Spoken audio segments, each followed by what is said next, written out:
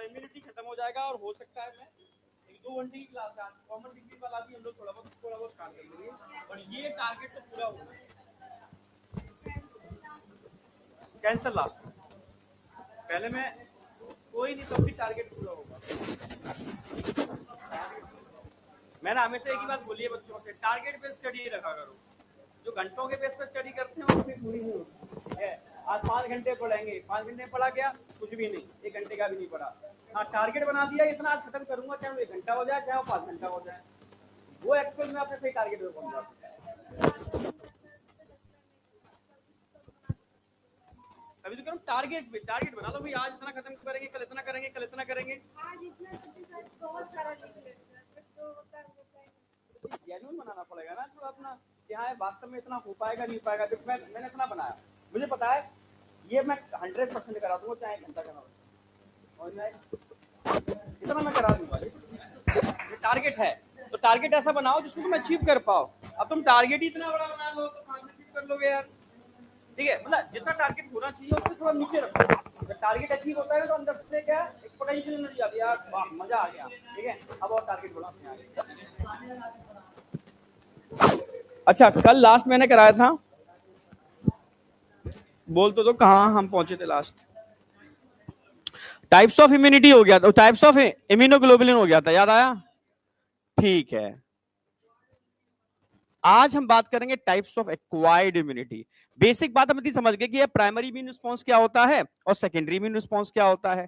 Acquired immunity का feature भी समझ में आ गया भाई, एक्वायर्ड इम्यूनिटी पैथोजन स्पेसिफिक होती है, तभी तो मैंने उसको स्पेसिफिक में रखा है, और उसमें बी और टी लिम्फोसाइट का इन्वॉल्वमेंट होता है, इसलिए उसके पास मेमोरी होती है। और स्पेसिफिक है तो नो डाउट उसमें क्या होगी, डायवर्सिटी बहुत ज्यादा होगी। कोई चीज स्पेसिफिक है तो वहां पर डायवर्सिटी बहुत ज्यादा होगी, हाईली डाइवर्सिफाइंग है। समझ रहे हो ना मेरी बात? हाँ, ये सेल्फ और नॉन सेल्फ में डिस्टिंग्विश करना भी जानती है। ये अपना है, ये पराया है। अपने को स्वीकार कर लेते हैं, पराये को स्वीकार नहीं करेंगे। नहीं आया क्या? मतलब मारे ना मारे उनके ऊपर है, ठीक है, डिस्कार्ड करें ना करें, बट स्वीकार नहीं करेंगे भाई। ठीक है, तो उसके लिए हमें क्या करना पड़ता है, उनको खिलाना पड़ता है, पिलाना पड़ता है, नशे में झुमाना पड़ता है। नहीं आया क्या? तब वो भूल जाते हैं कौन अपना है कौन पराया, सब अपने हैं। नहीं आया क्या? तो स्वीकार कर लेते हैं, और एक पाल नहीं पिलाना पड़ता, उनको धीरे धीरे डोज देनी पड़ती है।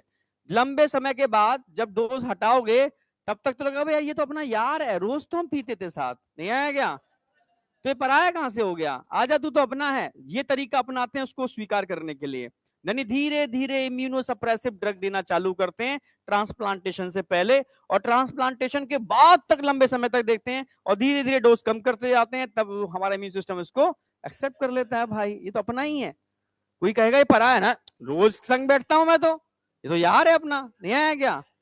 इसको डिस्कार्ड कैसे कर देंगे, इसको स्वीकार कर लेते हैं। ये ट्रिक अपनाई जाती है। आई नहीं आई? पीछे देख रहा है मतलब क्या कुछ है, मुड़ के पीछे देख रहा है, हाँ ऐसे ही चलता है शाम को क्या, एक पैग एक लगता हो शायद। अब सुट्टा तो लगाते देखे हैं मैंने बच्चे, अब सुट्टा के अलावा तुम वो भी करते हो शायद। हाँ, यहाँ पर एक्चुअल वो तो ड्राई स्टेट है, पर गांजा चलता है यहाँ पर। ये यहाँ अब पता नहीं, जो भी है गांजा मैंने सुना है पटना में काफी चलता है। चलो वापस आ जाओ। तो ये समझ में आ गया कि एक्वायर्ड इम्यूनिटी के स्पेसिफिक फीचर क्या हैं। ठीक है, और सेल्फ और नॉन सेल्फ, सेल्फ को एक्सेप्ट करेगा, नॉन सेल्फ को डिस्कार्ड, रिस्पॉन्ड करेगा उसके अगेंस्ट। रिस्पॉन्ड दो तरीके का हो सकता है, प्राइमरी और सेकेंडरी। प्राइमरी कोई भी फॉरेन पार्टिकल, फॉरेन कुछ भी, ठीक है, जो बॉडी का अपना नहीं है, पहली बार जब बॉडी में एंटर करेगा primary immune response, first encounter. दूसरी बार सेम एंटर करेगा वही, तो सेकंड एनकाउंटर होगा, इसको सेकेंडरी इम्यून रिस्पॉन्स बोलेंगे। हाँ, पहली बार जब एंटर करेगा तो नो डाउट उसके अंदर बी लिम्फोसाइट का इन्वॉल्वमेंट होगा। हाँ, दूसरी बार जब एंटर करेगा तब बी लिम्फोसाइट इन्वॉल्व नहीं करेंगे, मेमोरी सेल इन्वॉल्व करेंगे। पर पहली बार के अंदर बहुत हाई इंटेंसिटी के साथ एंटीबॉडी नहीं बनते, ठीक है, थोड़े बनते हैं, पर आईजीएम थोड़े से बन जाते हैं, आईजीजी थोड़े से लेट बनते हैं। बट जब दूसरी बार एंट्री होती है तो आईजीजी एकदम एनामिनेस्टिक इफेक्ट, नहीं खतरनाक वाला इफेक्ट होता है, बहुत तेजी से। नहीं आया क्या? एनामिनेस्टिक इफेक्ट के साथ बहुत ज्यादा मात्रा में बनते हैं कंपैरेटिव आईजी जी नहीं आई क्या, सॉरी आईजीएम, क्योंकि आईजीजी बहुत ज्यादा, IgG actually super fighting soldiers की तरह काम करते हैं और खतरनाक तरीके से पैथोजन को रेडिकेट कर देते हैं। समझ गए ना मेरी बात? तो भाई प्राइमरी भी समझ में आ गया, सेकेंडरी भी समझ में आ गया मेरे, ठीक है। अब इसके बाद हमने क्या बात की थी, एंटीजन क्या है, ये एंटीबॉडी क्या है, क्योंकि ये सब बेस्ड किस पर, एंटीजन एंटीबॉडी।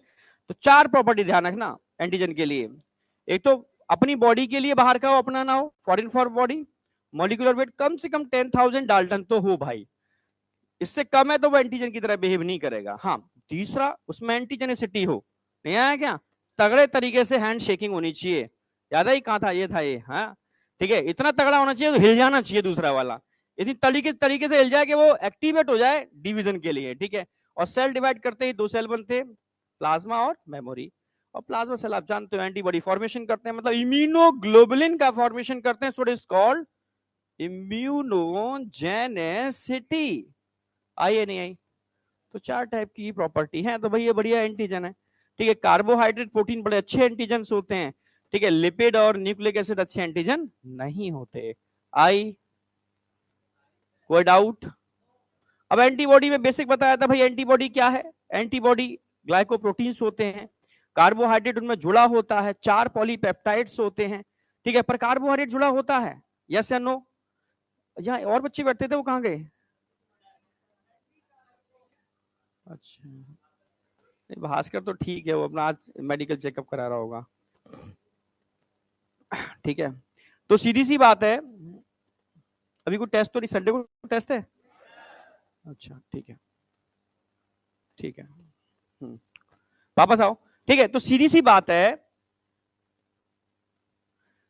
अगर मैं चार पॉलीपेप्टाइड की बात करता हूं तो आपके डायग्राम में चार पॉलीपेप्टाइड नजर आते हैं, आपको आते हैं, पर कार्बोहाइड्रेट कहां, यहां पर दिखता तो है नहीं, क्योंकि कार्बोहाइड्रेट प्रोटीन के अंदर, जब प्लाज्मा मेम्ब्रेन पढ़ा था, सेल वॉल पढ़ी थी आपने, तो देखा होगा प्रोटीन में कार्बोहाइड्रेट के स्प्रिंग्स लगे हुए थे, ठीक है। सेम ऐसा यहां पर भी होता है, और कार्बोहाइड्रेट यहां पर प्रोटीन की सोलिबिलिटी, ग्लाइकोसाइलेशन कर देता है, सोलिबिलिटी के लिए रिस्पॉन्सिबल होता है, ठीक है। कहा जाए कि एंटीबॉडी कितने टाइप के हो सकते हैं, H2L2 लिखते हैं उसको, हैवी 2 और लाइट 2। तो भाई 5 प्रकार के हो सकते हैं। किसके बेस पर आप बोल रहे हो? लॉन्ग चेन के बेस पर बोल रहे हो आप, हैवी चेन के बेस पर बोल रहे हो। हैवी चेन गामा है, अल्फा है, डेल्टा है, एप्सिलॉन है और म्यू है। इसके बेस पर एंटीबॉडी भी आप 5 टाइप के हो जाएंगे। हाँ, ये पूछ सकता है ज्यादा कौन से होते हैं, कम कौन से होते हैं? आईजीजी सबसे ज्यादा होते हैं, आईजीई सबसे कम होते हैं। बाद बाकी का 10 से 15% कौन होते हैं? आईजी ए। कहां मिलते हैं? बॉडी सीक्रेशंस के अंदर। अच्छा, 10 से 5 से 10% कौन से होते हैं? पेंटावेलेंट होते हैं। पांच पांच उनके पास भुजाएं होती हैं, बताया था कल मैंने क्या, ठीक है। तो मतलब 5 बाइंडिंग साइट्स होते हैं, यानी 10 टाइप के उनके पास क्या होते हैं? एपिटोप्स, एपिटोप्स नहीं, एंटीबॉडी पैराटोप्स, यानी एपिटोप से बाइंडिंग करने वाले 10 साइट्स होते हैं इनके पास, ठीक है। भाई पेंटावेलेंट है, हर एक के पास 2 है, ठीक है। पर बनते थोड़े कम है, ये प्लाज्मा में भी होते हैं, मतलब सीरम में भी होते हैं, और 20 लिम्फोसाइट की सरफेस पर भी होते हैं। पर IgD only present on outer surface of B lymphocyte only. कोई डाउट? आईजीई, अभी एलर्जी बताऊंगा। जब भी एलर्जी की बात आती है तो बॉडी में बहुत ना के बराबर होते हैं, क्योंकि हम एलर्जिक थोड़ी ना है, हम नॉर्मल इंसान है, एलर्जी थोड़ी ना है हमें। हाँ, अगर हम एलर्जिक हैं तो हमारे अंदर आईजी का लेवल एकदम तेजी से बढ़ जाएगा, ठीक है, और एलर्जिक रिस्पॉन्स आने चालू हो जाएंगे। तो आईजीई एलर्जी के लिए रिस्पॉन्सिबल होते हैं। यहां तक कोई डाउट था? अब बात करते हैं types of acquired immunity. Acquired immunity दो चीजों पर बेस्ड है, मतलब दो टाइप की सेल्स इसको मिलकर बनाती हैं, बी लिम्फोसाइट और टी लिम्फोसाइट। तो उसके बेस पर भी इसको दो टाइप में डिवाइड कर सकते हो, B lymphocyte based, T lymphocyte based. समझ रहे हो? यानी सेल मीडिएटेड और एंटीबॉडी या ह्यूमोरल इम्यूनिटी, ठीक है। तो हम इसको डिवाइड कर देते हैं, लिखते जाना साथ साथ।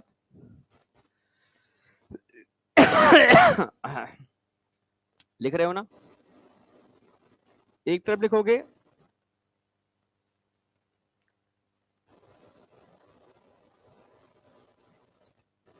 बी लिम्फोसाइट बेस्ड इम्यूनिटी या बी लिम्फोसाइट मीडिएटेड इम्यूनिटी, कुछ भी लिख सकते हो।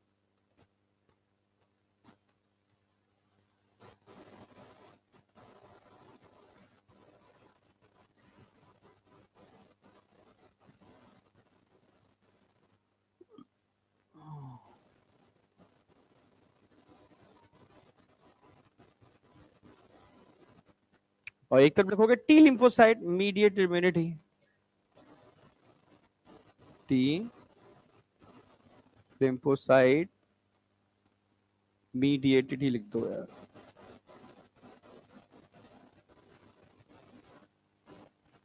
इम्यूनिटी।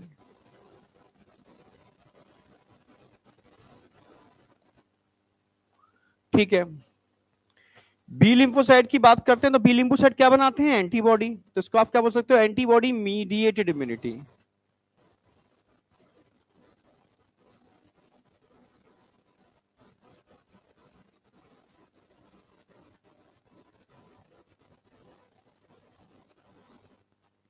और एंटीबॉडी कहां पर होते हैं? बॉडी फ्लूइड में। और बॉडी फ्लूइड को क्या बोलते हैं? Humoral. So it is also called humoral immunity, humoral immunity.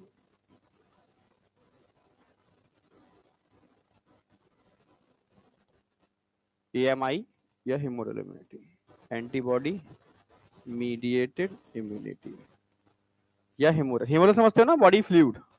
अच्छा भाई, इसकी बात करते हैं टी लिम्फोसाइट की, तो इसको हम क्या बोल सकते हैं? Cell mediated immunity, CMI, cell mediated immunity.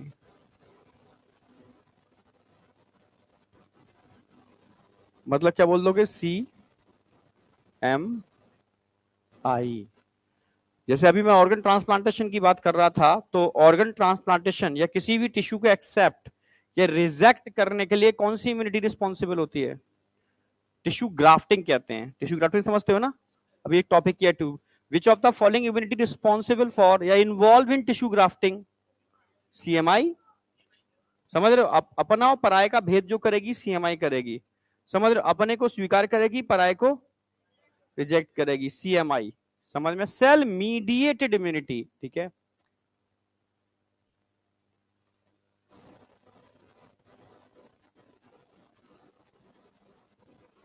Involve in tissue grafting.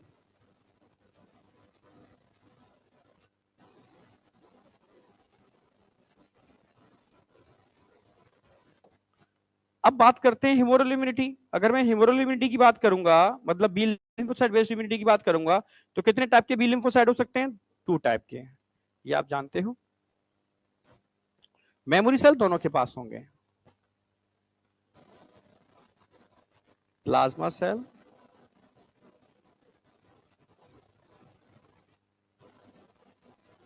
Memory cell. Plasma cell क्या करते हैं? Formation of antibody, formation of antibody. Memory cell future के लिए, ठीक है, मतलब इनएक्टिव फॉर्म है इनकी। अगर मैं इनकी बात करता हूं तो कितने टाइप के हो सकते हैं?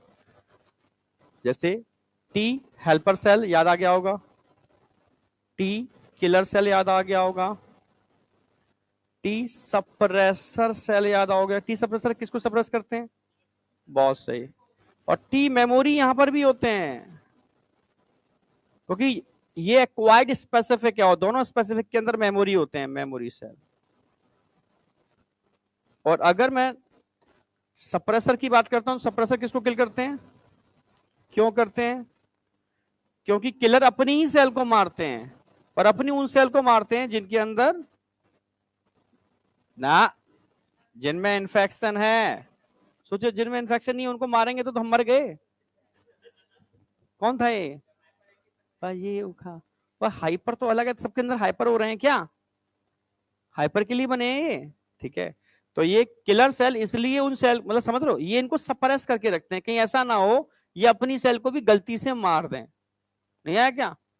नहीं, जैसे नहीं कि जैसे किसी को पीट रहे हो, दे दे, कोई अपना ही बचाने आ गया, भाई रोक दे, भाई दे, देख ही नहीं किसको मार रहे हैं, तो 2-4, अरे यार ये क्या कर दिया मैंने, यार तू तो दोस्त है मेरा, तुझे क्या मार दिया? क्योंकि वो एग्रेसिव था बहुत ज्यादा, वो देख ही नहीं पाया कौन अपना है कौन पर आया।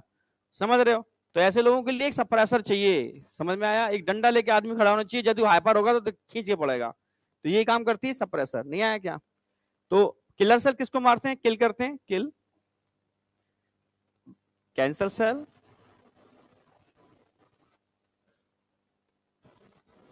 या virus infected cell.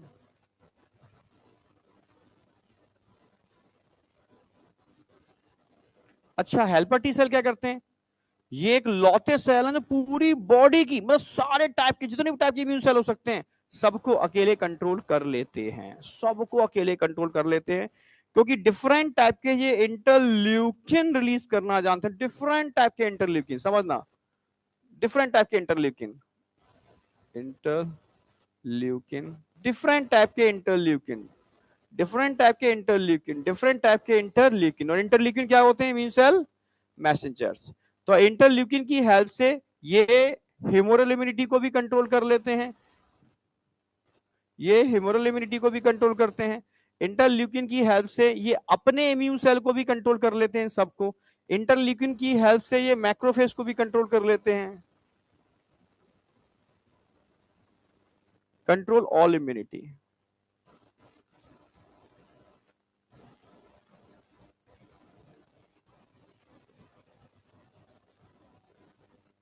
Immune cells, इसीलिए तो HIV इतना दुष्ट है, वो इन्हीं को टारगेट बनाता है, किसी और को नहीं बनाता।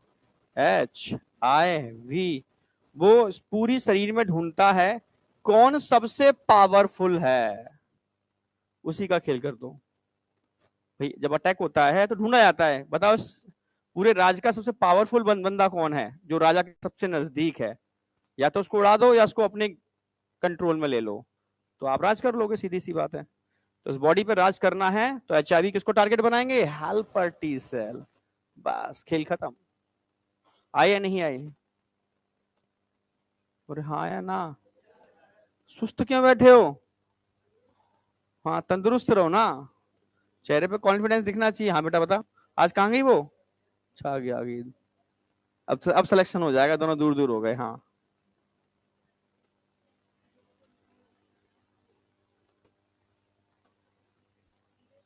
मारते हैं क्या ना, सप्रेस करते हैं। नहीं, अमाउंट नहीं बढ़ जाता। किलर सेल अपनी ही सेल को मारते हैं, ये भी अपनी सेल है, ये भी अपनी सेल है, पर अपनी वो सेल जो दुष्ट हो गई हैं, जो बात मानना बंद कर गई हैं, नहीं है? अच्छी बात है ना, पर कैंसर सेल तो अपना ही है ना। तुम सब अपने बच्चे हो, क्या पराये बच्चे हो? अपने हैं। तुम में से कोई एक दुष्ट हो जाए, हल्ला मचाना चालू कर दे, क्लास की सिस्टम से बिगाड़ दे, तो उसको पूजेंगे या पीटेंगे? समझ में आया? तो पीटेंगे ना। क्यों पीट रहे हैं? जिससे मेरी क्लास व्यवस्थित रहे, तभी तो पीटेंगे। पर कहीं गलती में ऐसा ना हो उसको इतना पीटूं कि आसपास पड़ोसी बचाने हैं उनको भी पीट दूं मैं, तो उसके लिए कौन होगा भाई? कोई आएगा क्लास के अंदर, समझ रहे हो? ठीक है, चलो तरुण सर ही ले लो। तरुण सर, अरे सर अपना ही तो है, इसको क्यों मार रहे हो भाई? उसको मारो ना, इन दो को क्यों मार रहे हो? अच्छा, ये अपना ही है। यार क्यों आया बीच में तू भाई, नहीं आया क्या? और तरुण सर के अलावा कोई और आता तो शायद नहीं सुनता मैं, तो एक तो चाहिए सब पर ऐसा। नहीं आया क्या? आई या नहीं आई? पर सर्विस सर आते तो भी सुन लेता मैं, ठीक है? समझ में आया? हाँ, समझ में आया। तो हाँ, कोई भी आता तो, हाँ BT सर आते तो भी सुन लेता मैं, समझ रहे हो ना? सुभाष सर आते तो भी सुन लेता मैं, सुधांशु सर आते तो भी सुन लेता कि भाई बोल रहे हैं तो कुछ ना कुछ तो होगा। हाँ भाई, उनकी भी सुन लेता मैं, जो भी मुझे लगता है ये सही डिसीजन लेते हैं उन सब की सुन लेता मैं, ठीक है? तो समझ लो, रोकते तो देखता ये अपना है पराया, ये दुष्ट है या सही है, नहीं आया क्या? ऐसे ही बच्चे तो करते हैं यूट्यूब पे गड़बड़, समझ में आया? पढ़ाते पढ़ाते कुछ ना कुछ ऐसे कमेंट कर देते हैं तो चीजें गड़बड़ होती हैं फिर, और फिर वीडियो बनाते हैं। हाँ, समझ में आया? अब यहाँ आ जाओ, क्योंकि आज की डेट में बच्चा पढ़ नहीं रहा है, वो सिर्फ सिर्फ और सिर्फ यूट्यूबर भी नहीं बनेगा वो, पता नहीं वो क्या, सही कह रहा है, घास फूस बन के रह गया है। पता ही नहीं चल रहा हो क्या रहा, मतलब नई जनरेशन किस डायरेक्शन में जा रही है। तैयारी कर दी है किसी चीज की, ठीक है, और पता नहीं कर, उनको ये नहीं पता हम कर क्या रहे हैं। क्या चीज? नहीं, वो तो खैर यूट्यूब पर बताना क्या है, वो तो यूट्यूब पर फैल रही चीज ऐसी, तो आज की डेट में किसी की, मतलब समझ रहे हो ना, आप अच्छा काम करो उसका कोई रिकॉर्ड भी नहीं करेगा कि काटेगा भी नहीं। आप किसी को गाली दे दो, किसी को 2 4 थप्पड़ मार दो, किसी को पीट दो, नहीं आया क्या? अरे या कहीं कोई जैसे आजकल देखे ना सड़क पे कोई दुर्घटना हो गई, उसको बचाते कहाँ हैं आज की डेट में? वीडियो बनाते हैं भाई। ठीक है, ट्रेन के नीचे पटरी में कोई फंस गया, ट्रेन आए तो ट्रेन आने वाली है, मरने वाला है, वीडियो बनाओ उसका, अब बचा ही लो ना उसको। अजीब सोच हो गई है यार, अजीब। चलो खैर, हाँ बता तो दो भाई। अरे हाँ है ना, समझ में आई है नहीं आई? हाँ तो बोलो ना। तो समझ में आ गया, हम टाइप्स ऑफ एक्वायर्ड इम्यूनिटी की बात कर रहे थे, ठीक है। टिश्यू ग्राफ्ट, ऑर्गन ट्रांसप्लांटेशन अभी बात कर रहे थे, आ गया। कभी तुमने सुना है किसी का टिश्यू ग्राफ्ट या ऑर्गन ट्रांसप्लांटेशन? सुना है आपने कभी? सुने का मतलब किसी देखा है किसी का? अड़ोस पड़ोस इधर उधर कहीं? चलो, जब भी हम ऑर्गन ट्रांसप्लांट करते हैं, देखा होगा kidney transplant, liver transplant, liver तो खैर सही ठीक ठाक है, ठीक है, लिवर तो हो जाता है आसानी से। लंग ट्रांसप्लांट और टिपिकल है, समझ रहे हो ना मेरी बात? तो हार्ट ट्रांसप्लांट, बिल्कुल हार्ट तो आज की डेट में हम लोग आर्टिफिशियल भी पंप सिस्टम बना लिया है, वो भी कर लेते हैं। तो ये ट्रांसप्लांट के टाइम पर अपनी बॉडी का तो ऑर्गन नहीं होगा ना, वो कहीं से आपको लेना पड़ेगा, आपको डोनर ढूंढना पड़ेगा। तो जब तुम्हें कोई डोनर मिल जाएगा तो डोनर का क्या मैच करोगे, क्या चीज देखना चाहोगे आप कि भाई इसका ऑर्गन हम लगा सकते हैं? तीन चीजें। सबसे पहले उसका ब्लड ग्रुप चेक करोगे कि ब्लड ग्रुप सही है या नहीं। नंबर 2, ठीक है, उसके लिम्फोसाइट, लिम्फोसाइट समझते हो, डब्ल्यूबीसी की सरफेस पर एक खास प्रकार के एंटीजन होते हैं, खास प्रकार के प्रोटीन होते हैं, समझ रहे हो ना? तेरी बहन थी वो यहाँ पर जो थी, तो दोस्त थी ना, हाँ ठीक है, उसको मैं कहता था खाया कर खाया कर, दिव्या ना। अब पूछो कहाँ है वो। खाना खाना, चलो ठीक है।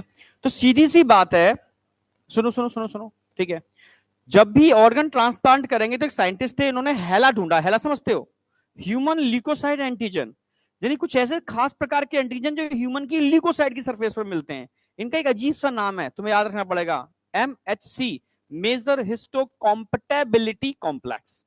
ये दो प्रकार के हो सकते हैं, MSC1, MSC2। MSC1 तो लगभग लगभग मतलब ल्यूकोसाइट के अलावा भी और सेलों पर होते हैं, ठीक है, पर MSC2 होते हैं स्पेशली ल्यूकोसाइट की सरफेस पर होते हैं, स्पेशली एंटीजन प्रेजेंटिंग सेल की सरफेस पर होते हैं, जो एंटीजन को रिप्रेजेंट करते हैं, ठीक है।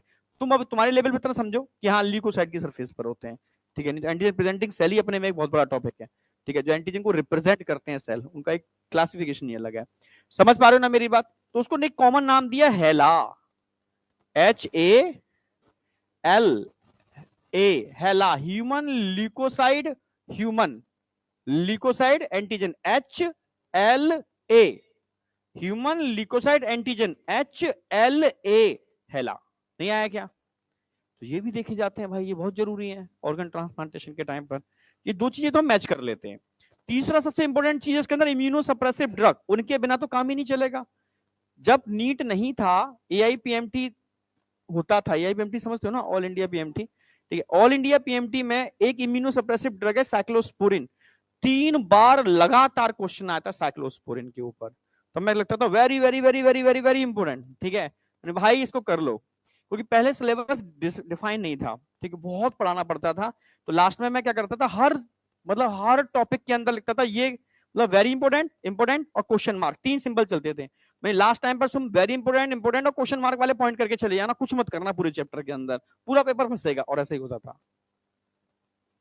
समझ रहे हो ना? हाँ, तो क्योंकि सिलेबस बहुत ज्यादा था, कराना सारी चीजें पड़ती थी, ठीक, बच्चे क्वेश्चन लगाते थे इधर उधर के, पर हमें पता था कि ये आएगा, तो उसमें ये टीचर टिक कर देते थे कि ये चीजें आनी है, उतना पढ़ के जाना, लास्ट टाइम पर तो काम हो जाएगा, हो जाता था, ठीक है।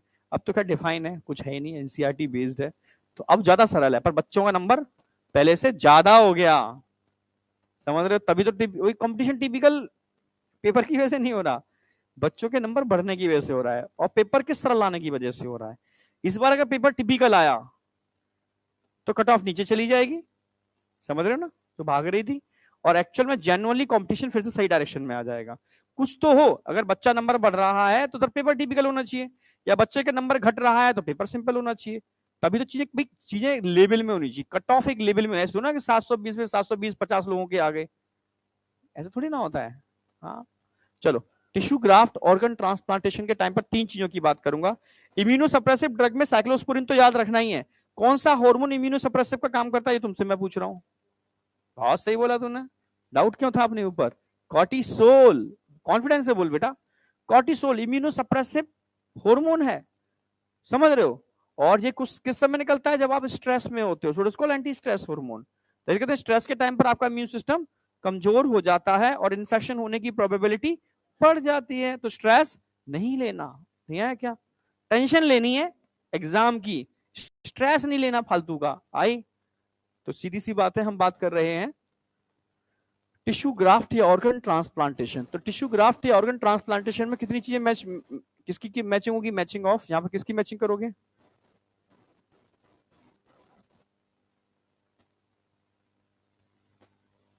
मैचिंग MAT होगा ना? कभी कभी एकदम साइलेंस हो जाता है ब्रेन। ठीक है, अगर मैं मैचिंग की बात करूंगा तो मैचिंग किसकी करने वाले हो, ये पूछा जाएगा आपसे।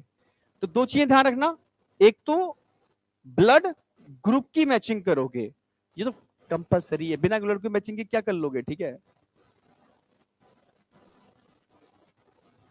दूसरा ध्यान रखना है आपको, यहां पर किसकी मैचिंग करोगे? ठीक है, हेला, ह्यूमन ल्यूकोसाइड एंटीजन। क्या होते हैं ह्यूमन ल्यूकोसाइड एंटीजन? आप बोलोगे MHC मॉलिक्यूल। MHC मॉलिक्यूल का मतलब है major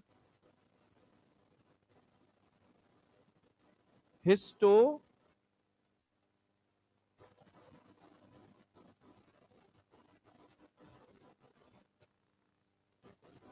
major histo compatibility compatibility complex.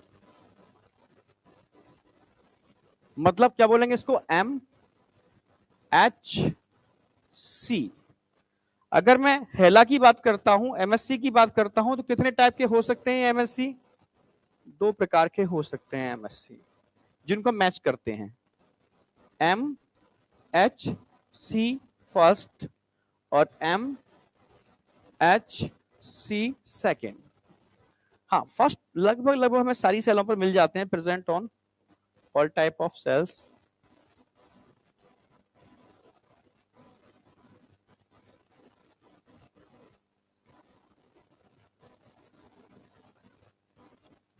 ये स्पेशली एंटीजन प्रेजेंटिंग सेल, अपनी लैंग्वेज में आप WBC या डी कुछ याद रख लो, प्रेजेंट ऑन एंटीजन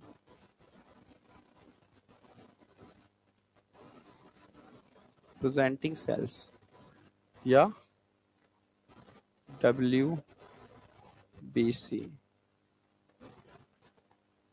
अच्छा, इसके अलावा और क्या हम यूज करते हैं?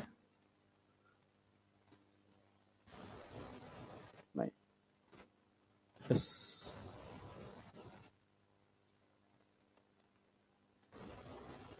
यूज्ड इम्यूनो इम्यूनो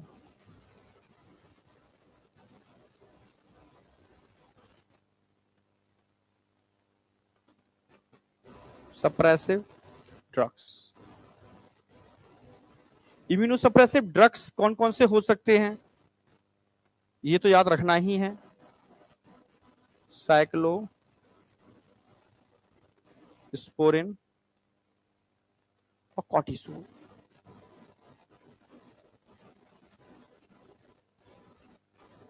क्या ABCD कहाँ, क्लासिफिकेशन थोड़ी दे रखा है क्या? वो क्लासिफिकेशन, अब तुम्हें साइक्लोस्पोरिन याद रखना, ABCD नहीं याद रखना, साइक्लोस्पोरिन, ठीक है? कहीं नहीं पूछा गया, साइक्लोस्पोरिन टाइप ड्रग का नाम है, साइक्लोस्पोरिन और कॉर्टिसोल, ठीक है? अब बताओ, जहां तक कोई डाउट? इतना तो याद हो गया होगा मुझे लग रहा है, ऐसा कुछ है नहीं इसमें। अब बहुत इंपॉर्टेंट है, जिसपे इस पर क्वेश्चन खैर ज्यादा नहीं आएंगे, ठीक है? इस पर क्वेश्चन बहुत मिल जाएंगे, थोड़ा बढ़ जाऊं आगे।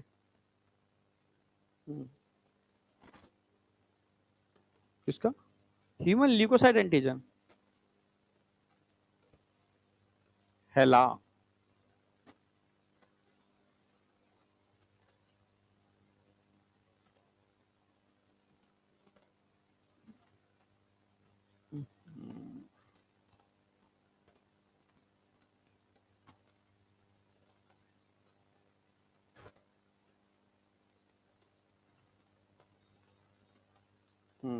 हुआ।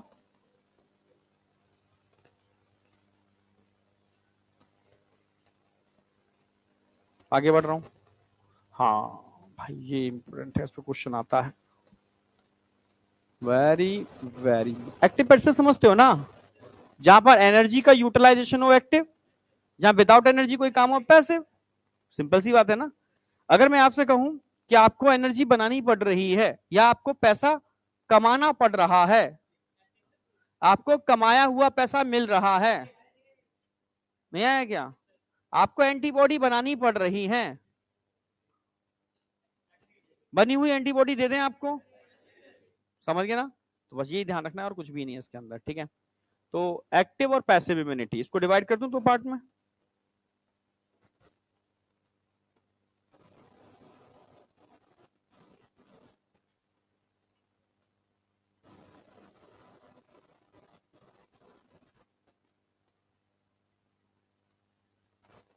अच्छा इस पर जो टेस्ट पेपर आ रहा है उसमें क्या आ रहा है सिलेबस?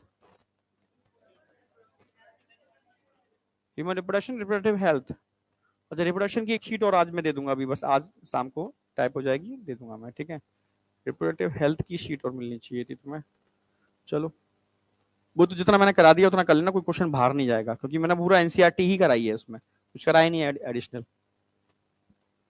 डेटा है इसलिए उसमें, ठीक है। एक तरफ लिख लो एक्टिव इम्यूनिटी,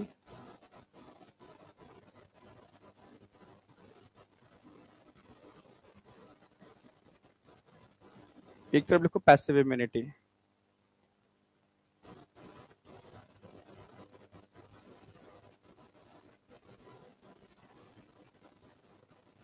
अच्छा मैं अगर एक्टिव इम्यूनिटी की बात करूंगा तो एक्चुअल में एक्टिव इम्यूनिटी कोई ट्रीटमेंट के लिए यूज नहीं करते हम लोग। प्रोफाइलेक्सिस एक टर्म होता है, मेडिकल टर्म प्रोफाइलेक्सिस। प्रोफाइलेक्सिस का मतलब है बचाव। तुम वैक्सीन क्यों लगवाते हो ये बताओ? बचाव की लगवाते हो, ट्रीटमेंट की लगवाते हो? बचाव की लगवा रहे हो ना भाई, जिससे कल को वो बीमारी आपको ना हो, इसलिए तो वैक्सीन लगवा रहे हो। टीकाकरण का मेन जो कंसेप्ट है वैक्सीनेशन का, मेन है भाई बचाव, प्रोटेक्शन, प्रोफाइलेक्सिस, ठीक है। अगर मान लो इन्फेक्शन हो गया तो आप क्या काम करोगे? उस समय आपको ऐसी चीज चाहिए जो इन्फेक्शन, जो ट्रीटमेंट के लिए चाहिए। तो पैसिव इम्यूनिटी हमेशा ट्रीटमेंट के लिए यूज करते हैं और एक्टिव इम्यूनिटी बचाव के लिए यूज करते हैं। ये दो टर्म याद रहेंगे आपको।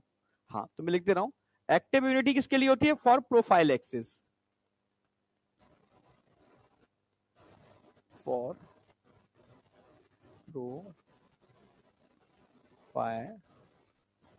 प्रोफाइलेक्सिस। प्रोफाइलेक्सिस का मतलब है बचाव। हाँ पैसिव इम्यूनिटी बचाव के लिए नहीं होती, इसमें बने हुए एंटीबॉडी हम पेशेंट को देते हैं। तो बने हुए एंटीबॉडी पेशेंट को क्यों दे रहे हो? बचाव के, ट्रीटमेंट के लिए दे रहे हो ना। जैसे चोट लग गई तो आप भागे भागे जाते हो, यार एटीएस का इंजेक्शन लाओ। क्यों लाओ? क्योंकि टिटनस ना हो जाए उसको, क्योंकि टिटनस का बैक्टीरिया हो सकता है एंटर कर गया हो अंदर, तो उसको मारना है, ट्रीटमेंट करना है, तो एंटी टिटनस सीरम यूज करोगे ना आप, एटीएस। समझ गए ना मेरी बात? हाँ। सांप ने खा लिया, एंटी वेनम सीरम यूज करोगे ना। समझ गए ना आगे ना? तो ये उपचार के लिए, मतलब ट्रीटमेंट के लिए यूज करोगे। पैसिव इम्यूनिटी हमेशा ट्रीटमेंट के लिए यूज होती है। तो पैसिव इम्यूनिटी किसके लिए होगी? फॉर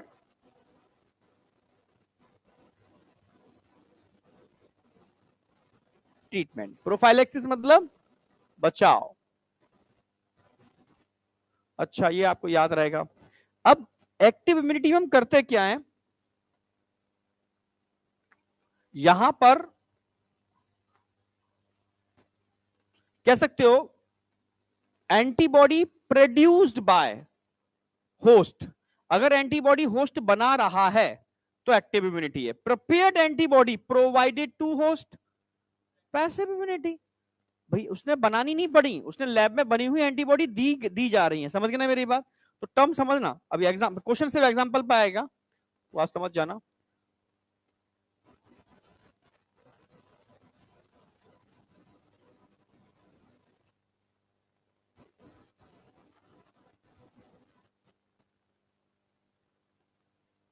एंटीबॉडी प्रिपेयर्ड, क्या यही हो गया ना? प्रिपेयर्ड है प्रोड्यूस एक ही बात है, प्रोवाइडेड वहां करेंगे, ठीक है, प्रोड्यूसिंग बाय होस्ट, होस्ट मतलब हम अपनी बात कर रहे हैं, ठीक है, और यहां हम प्रोड्यूस नहीं करेंगे, हम प्रिपेयर्ड एंटीबॉडी किसको प्रोवाइड कराएंगे, प्रिपेयर्ड एंटीबॉडी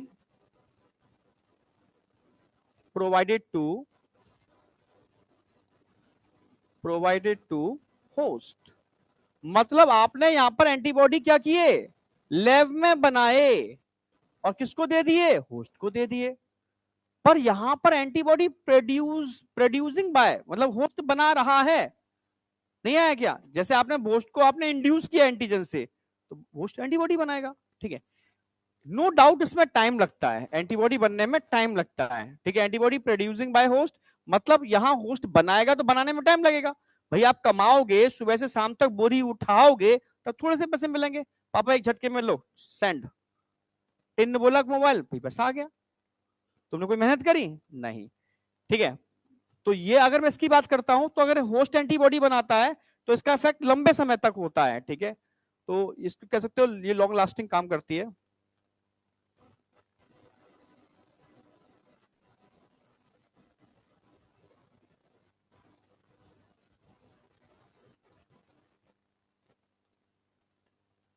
इसका इफेक्ट लॉन्ग लास्टिंग होता है, ठीक है।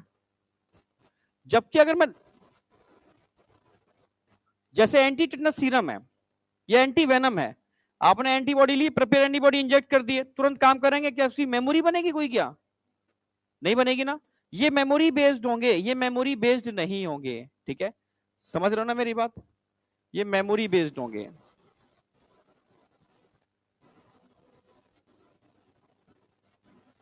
ठीक है, यहां पर जो इन्वॉल्वमेंट होगा वो किसका इन्वॉल्वमेंट होगा, आप लोग मेमोरी बेस्ड है तो यहाँ पर मतलब मेमोरी बेस्ड मतलब मेमोरी सेल का इन्वॉल्वमेंट होगा, ठीक है, मेमोरी बेस्ड लिख दिया मैंने, यहाँ पर मेमोरी बेस्ड नहीं, कोई मेमोरी नहीं होती इनके पास, ठीक है, ये शॉर्ट ड्यूरेशन के लिए होते हैं, मतलब एंटीबॉडी दोगे अपना काम करेंगे खेल खत्म बस, यहाँ मेमोरी नहीं होती, मेमोरी एब्सेंट होगी।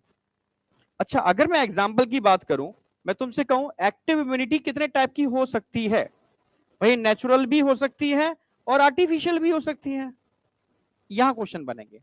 पैसिव इम्यूनिटी कितने टाइप की हो सकती है, भाई नेचुरल भी हो सकती है और आर्टिफिशियल भी हो सकती है। अगर मैं तुमसे कहूं, समझना,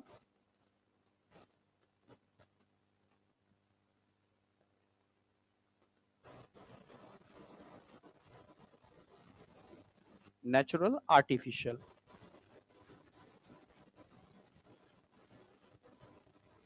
ये भी नेचुरल एंड आर्टिफिशियल।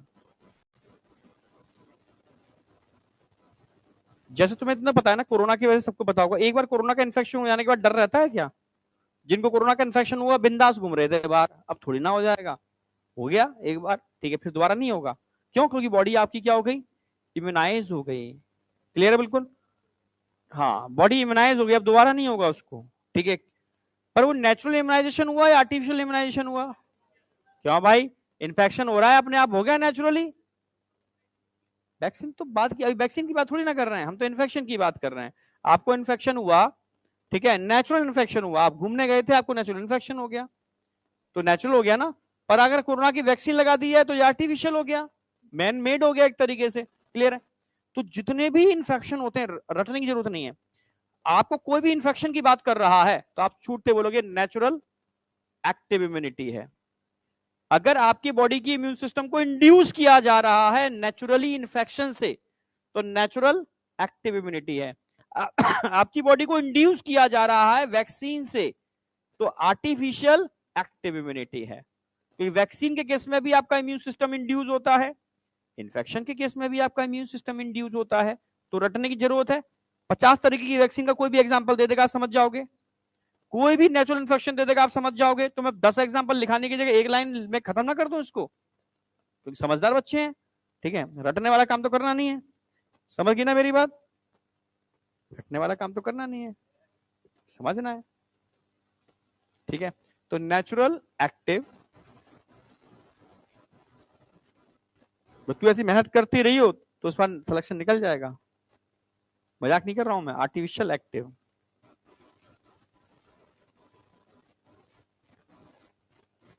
थोड़ा सा भी सिलेबस थोड़ा एंड पर आ जाए फिर पूछना भी चालू करूंगा थोड़ा सा, ठीक है। सिलेबस एंड पर आ जाए फिर पूछना भी चालू करेंगे, ठीक है। पर पूछेंगे उससे जो हाथ उठाएगा, ये तुम क्लास खाली मत कर देना। आना जरूरी है, इससे क्या दूसरा जिसने हाथ नहीं उठाया वो सुन सुन के याद कर लेगा। मतलब हम हर्ट इम्यूनिटी डेवलप कर देंगे क्लास के अंदर, समझ गए ना। किसने बताई थी हर्ट इम्यूनिटी? अच्छा, ऊपर वाली क्लास में एक बच्चे ने बताई होगी। अरे नहीं, आजकल जो वायरस फैल रहा है हर्ट इम्यूनिटी, समझ गए ना। डरने की जरूरत नहीं है, कोरोना से भी डरने की जरूरत, लोग डर की वजह से मारे गए। कोरोना कोई हुआ था ही नहीं। पैनिक, अब क्या होगा, और टेंशन में इम्यूनिटी लोगों की डाउन थी। बाहर का खाना खाते थे, वैसे भी इम्यूनिटी सबकी डाउन थी। जब मैं दिल्ली में निकलता था तो मोमोज और क्या क्या होता है, भीड़ लगी है। चाउमीन, पिज्जा, बर्गर, आम आदमी की जिंदगी यहीं अटक गई है। तो पूरी गट खराब हो चुकी है लोगों की, इम्यून सिस्टम खत्म हो चुका है लोगों का। मैं मजाक नहीं कर रहा। मोटा अनाज तो कोई खाता नहीं है। रागी कितने लोग हैं तुम रागी खाते हो घर में, यहाँ की बात नहीं कर रहा। देखा, ये हालत है।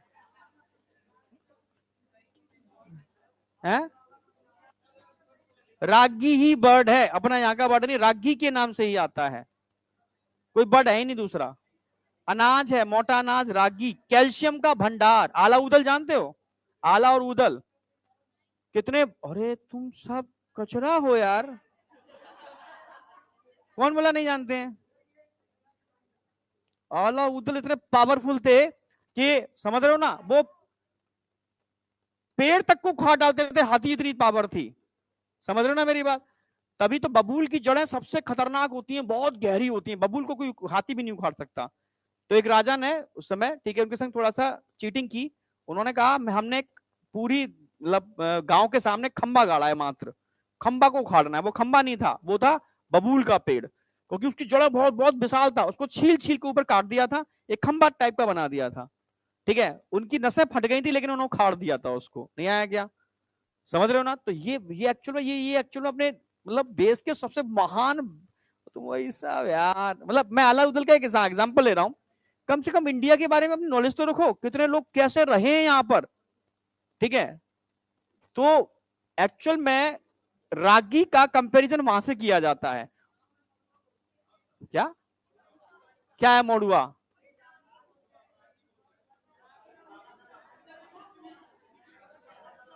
हाँ देखा यहाँ पर आके, कहा है मोडुआ? सरसों जैसी होती है। सरसों जैसी होती है, सरसों नहीं होती, ठीक है, सरसों जैसी होती है। रागी के नाम से सर्च करोगे मिल जाती है, ठीक है। वापस आ जाओ, साउथ में इसकी खेती बहुत होती है, साउथ में, ठीक है, हाँ। अब वापस आ जाओ। आटे में रागी होनी चाहिए, मक्का होनी चाहिए, समझ रहे हो ना मेरी बात। आज की डेट में ज्वार होना चाहिए, समझ रहे हो ना। जौ होना चाहिए, ज्वार अलग होता है, जौ अलग होता है, समझ रहे हो। हाँ, जौ ज्वार ठंडे होते हैं, मक्का बाजरा गर्म होती है। जाड़ों में मक्का बाजरा ऐड कर दो, ठंडी के गर्मियों में जौ ज्वार ऐड कर दो। आटा हमारा इंडिया का था ही नहीं, इंडियन आटा नहीं था, ग्लूटीन बेस्ड फूड हम खाते ही नहीं थे, ठीक है। क्या, हम जौ ज्वार बाजरा मक्का ये खाते थे, तो हम पहलवान थे। तो बाहर के लोगों ने आके आटा इंट्रोड्यूस किया और चाय इंट्रोड्यूस की और हमें बेकार कर दिया, पता है ये वाली बात। हाँ। तो आप जब बड़े हो जाओ, बड़े का मतलब बड़े तो हो, जब इंडिपेंडेंट हो जाओ, तो पुराना वाला कल्चर जो था ना अपना इंडिया का पुराना कल्चर, वो धीरे धीरे चीजें अडॉप्ट करना चालू कर देना। ना कि ड्रिंक स्मोकिंग इनको अडॉप्ट करना, समझना। कुछ भी हो जाए इनको अडॉप्ट मत करना, कुछ भी हो जाए, कोई कितना भी प्रेशर डाले कि मैं टच भी नहीं करूंगा, ये चीज होनी चाहिए। आई या नहीं आई? क्या? यस सर, आई। हाँ, अब वापस आ जाओ। All infection,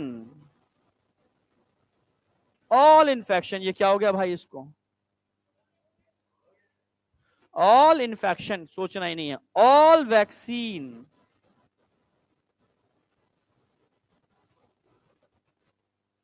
all vaccine. अब आ जाओ, पैसिव का मतलब है prepared antibody provided to host. Natural भी मिलती है क्या? यस। जब बेबी यूट्रस के अंदर होता है तो प्लेसेंटा के थ्रू उसको मिलती है मदर से। जब बेबी नन्ना मुन्ना बाहर आ जाता है तो मदर फीडिंग के थ्रू उसको प्रोवाइड कराती है कौन सी एंटीबॉडी? प्लेसेंटा के थ्रू कौन सी एंटीबॉडी? ई जी। हाँ मुझे लग रहा है ए बोलने वाले हो, ठीक है। तो यहां दो ध्यान रखना, आई जी जी, ठीक है। Cross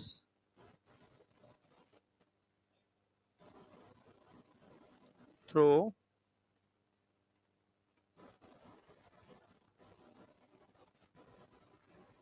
mammary gland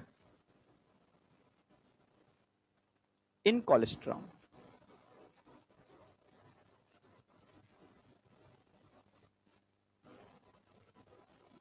cross through placenta in foetus. ये दो आपको याद रखने हैं, एंटीबॉडी की बेस पे लिख रहा हूं तुम्हें याद रहेगा। आर्टिफिशियल में तो सिर्फ दो एग्जांपल याद रखो। यस, एंटी टेटनस सीरम और एंटी वेनम एक मूवी का भी तो नाम है ना? हाँ, कितनी तेज से बोल रहे। सर तभी एक्साइटमेंट था, रात को ही देखा है सर, नाम हमने बोल कैसे दिया, तभी एक्साइटमेंट था। यानी आजकल मूवी भी चल रही है। अच्छा नहीं नहीं, रात को ही देखा है ना, बहुत सही। एटीएस और एंटीटेस सीरम समझते हो? Serum containing antibody, serum containing antibody, चार लिख लो, serum containing antibody.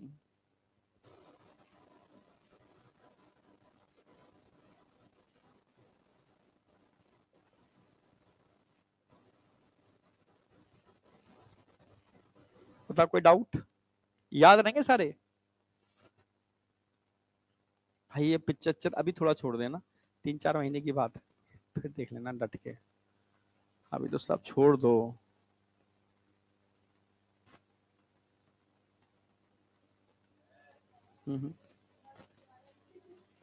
Memory cell जब तक है तब तक नहीं होगा।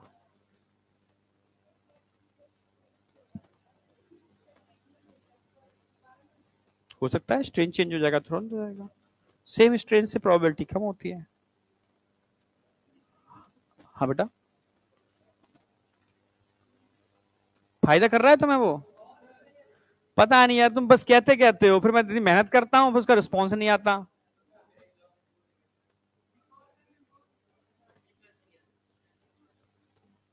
पॉडकास्ट बनाऊं? सही बताओ, खाली करने ला रहे हो? चलो बना देता हूँ मैं। वैसे कल रात में सोच भी रहा था मैं पॉडकास्ट के लिए, मैंने 2-4 पॉडकास्ट आगे की रिकॉर्ड कर दूं अभी, फिर घर जाकर के फिर 1-2 रिकॉर्ड करूंगा, ठीक है। मतलब भाई समझ रहा था कि पता नहीं तुम्हें फायदा होता भी है पॉडकास्ट से, नहीं होता, मैं मेहनत करूं मालूम पड़ा कोई फायदा ही नहीं है, तो फिर क्या लगता है, मतलब कुछ है नहीं। तो 2-4 तो बनाए हैं मैंने, कितने बनाए हैं मैंने? 3 बनाए हैं ना, तो कभी देखे समझे कुछ फायदा हो रहा है? पता ही नहीं होगी अभी तो। हाँ देखो, पॉडकास्ट की सीरीज ही अलग बना दी उन्होंने शायद यार।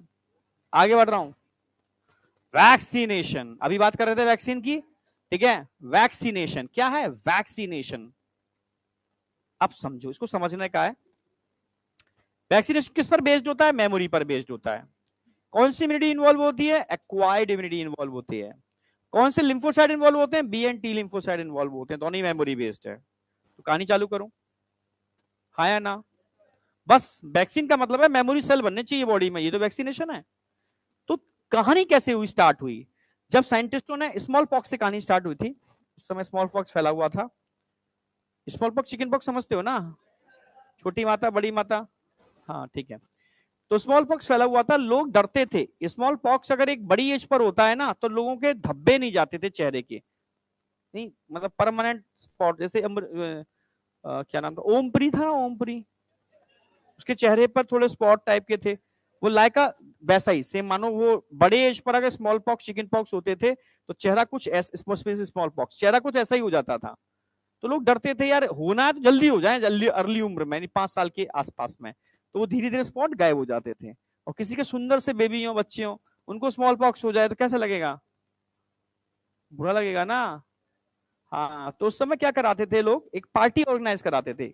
पार्टी समझते हो ना, ये तो समझते हैं और कुछ समझते ही नहीं है। एक पार्टी ऑर्गेनाइज कराते थे, उस पार्टी के अंदर ठीक है सारे बच्चों को बुलाया जाता था, रियल बता रहा हूँ, कोई कहानी नहीं है, ठीक है। हाँ, सारे बच्चों को बुलाया जाता था, गांव के जो भी बच्चे होते थे, ठीक है, सबको खाना ना दिया जाता था और एक इन्फेक्टेड बच्चे को छोड़ दिया जाता था। हाँ, जिससे सारे बच्चों को इन्फेक्शन हो जाए, जिससे कि समझ में, हाँ, सारे बच्चों को इन्फेक्शन हो जाए अर्ली स्टेज में, क्योंकि लेट स्टेज में होने से समस्या बहुत ज्यादा है। अर्ली स्टेज में होने से फिर क्या होता था, वो धीरे धीरे स्पॉट रिमूव हो जाते थे, ठीक है, स्किन के रिप्लेसमेंट से, और फिर वो इम्यूनाइज हो जाते थे। तो लोगों ने समझ में आया यार एक बार होने से दोबारा नहीं होते, तो बॉडी में कुछ तो बन जाता है, कुछ तो बन जाता है जो फिर दोबारा इन्फेक्शन से रोकता है। तो कहानी यहां से चालू, कंसेप्ट यहां से आया था। समझे नहीं समझे, तो इसकी पूरी कहानी है, उतनी कुछ कहानी पे नहीं जाएंगे, बस कंसेप्ट में समझ में आ गया क्या था। अब आगे की बात करते हैं। तो बॉडी में किसी चीज को बनाना है, अब तुम जानते हो किसको बनाना है, मेमोरी सेल को बनाना है, प्लाज्मा सेल को बनाना है। बनाने के तरीके क्या हैं, तरीके ये हैं, जैसे मान लो आज नहीं आया भास्कर, उसका डायग्राम बना रहे थे, हम सोच रहे थे भास्कर, अरे यार डिम्पल को परेशान मत करो यार, कोई नहीं, ठीक है, ठीक है, मान लो भास्कर है, मान लो, बस उसकी एब्सेंस में नहीं बोलना चाहिए, छोड़ो भास्कर नहीं बोलेंगे। चलो, मान लो कोई इंसान है, अगर आपको इसकी बॉडी को इम्यूनाइज करना है तो आप क्या तरीका यूज कर सकते हो, कोई भी बैक्टीरिया वायरस को मार के, पर ऐसा मारना है कि शक्ल ना बिगड़ जाए उसकी, फिर बॉडी पहचानेगी कैसे, मार के बॉडी में इंड्यूस कर दो, ठीक है। तो हीट किल करते हैं इसके लिए पूरे मैकेनिज्म है, ठीक है। आपने कोई पैथोजन लिया,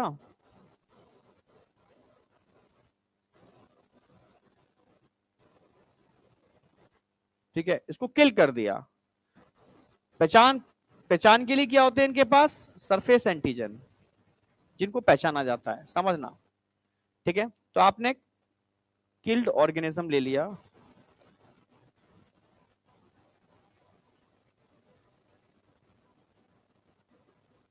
इसको बॉडी में आप क्या करा दोगे, एंटर करा दोगे, तो इसका इंटरेक्शन किससे होगा, बी एंड टी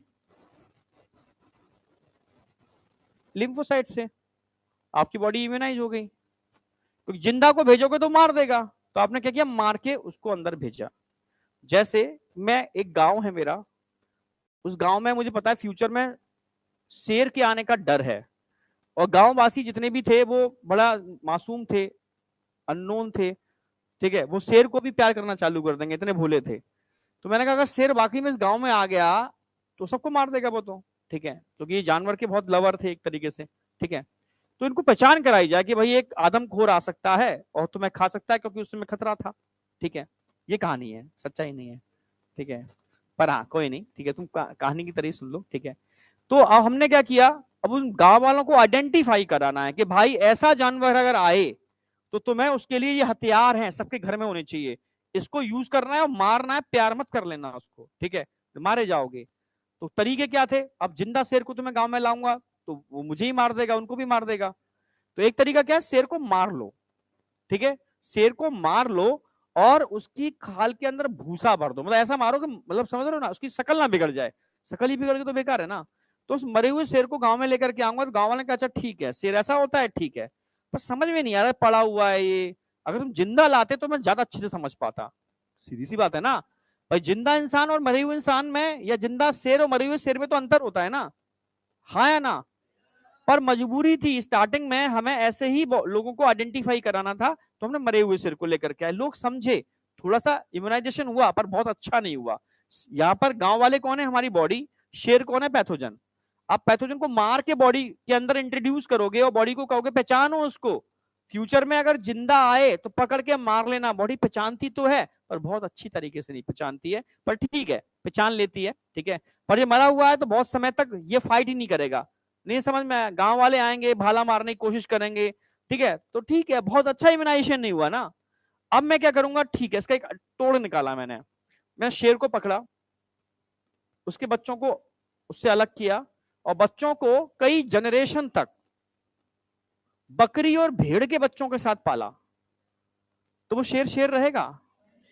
वो तो बकरी और भेड़ बन जाएगा ना, ठीक है। समझ में आया? वो शेर भी नहीं रहेगा भाई, ठीक है। अब समझ में आ गया? तो आजकल देखे ना रिसोर्ट, जैसे एक रिसोर्ट में मैंने कभी बात की थी, वही मैंने घूम के आते हैं, तो उन्होंने अपना भेजा अपना डिटेल सारा का सारा कि भाई 2 दिन 3 दिन हमारे यहाँ रुको, हम तुम्हारा सर शेर के मुंह में दिलवा देंगे। मैंने वो भाई मरवा दोगे क्या? तो मैं एनाकोंडा के ऊपर लिटाएंगे। मैंने यार तुम क्या बातें कर रहे हो? नहीं, हमारे रिसोर्ट की खास बात है, हमारे रिसोर्ट में इतने वाइल्ड एनिमल्स हैं, पर वो मतलब ह्यूमन फ्रेंडली हैं। तो मैं तो डर गया भाई, मैंने पता नहीं क्या कह रहे हैं ये, ठीक है। तो समझ में आया नहीं आया, ये बहुत बहुत पहले की बात है। फिर समझ में आया कि ये ट्रेंड बन गया आज की डेट में। तो ट्रेंड का मतलब क्या है, ये ऐसे जो जो मतलब वाइल्ड एनिमल्स होते हैं डेंजरस वाले, उनको कई जनरेशन तक बिल्कुल नॉर्मल एनिमल्स के साथ रखते हैं, तो उनकी वाइल्डनेस खत्म हो जाती है, ठीक है। अब एनाकोंडा को पाला ही इंसानों ने है, तो इंसानों को मारेगा क्या वो?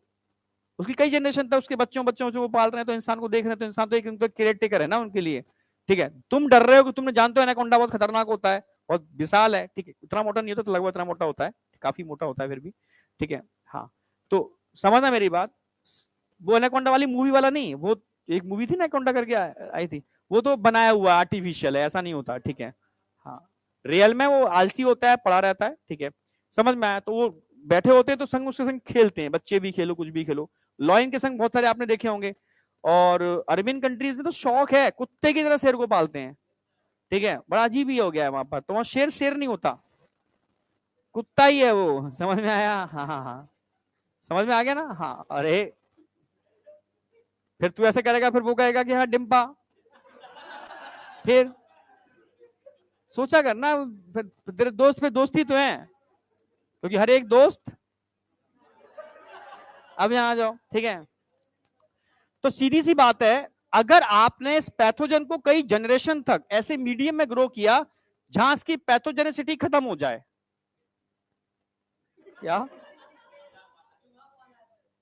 चलो ठीक है, अगर पैथोजेनिसिटी खत्म हो जाए, अब इधर आ जाओ, पैथोजेनिसिटी खत्म हो जाए, तब अगर आप बॉडी में इसको इंट्रोड्यूस करोगे तो क्या इससे खतरा है? तो आपने कुछ ऐसे बैक्टीरिया जो बहुत पैथोजेनिक थे, आपने इनको बोलते हैं लाइव एट्यूनेटेड, ठीक है।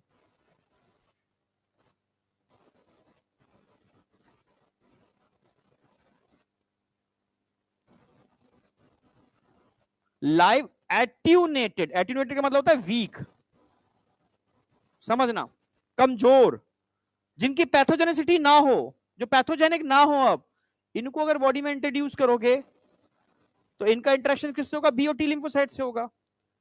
समझ रहे हो भाई? जिंदा जाएंगे तो बी और टी इसको पकड़ के मारने की कोशिश करेंगे, यार जी बताया था यही शेर है, पर वो शेर उनको नहीं मारेगा, पर ये शेर को मार लेंगे। नहीं आया क्या?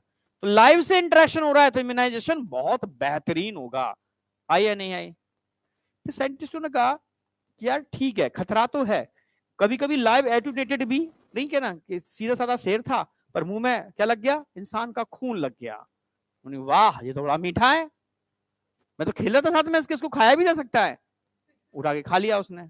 ऐसे केस हुए हैं, ठीक है। क्योंकि पोलियो वैक्सीन जो लगती थी उनमें से कुछ पॉइंट्स में केस, पॉइंट्स में, बहुत ज्यादा नहीं, पॉइंट्स में केस ऐसे आते थे कि वैक्सीन से ही लोगों को पोलियो हो जाता था, ठीक है। वो तब आते थे जब उसकी चेन प्रॉपर मेंटेन नहीं की जा रही है, प्रॉपर चेन मेंटेन नहीं की जा रही है, तो कहीं ना कहीं उसमें वापस वाइल्डनेस आ जाती थी, क्योंकि ओरल पोलियो वैक्सीन में लाइव एट्यूनेटेड वायरस होता था, जिंदा पोलियो वायरस, ठीक है। पर वो जिंदा वायरस कभी कभी आदमखोर हो जाता है, समझ में आया? तो खतरा था, तो इससे निपट, पर गवर्नमेंट ऐसी चीजों को पता नहीं चलने देती, चुपचाप से दबा लेती है। हाँ ठीक है, होते पॉइंट में, ठीक है।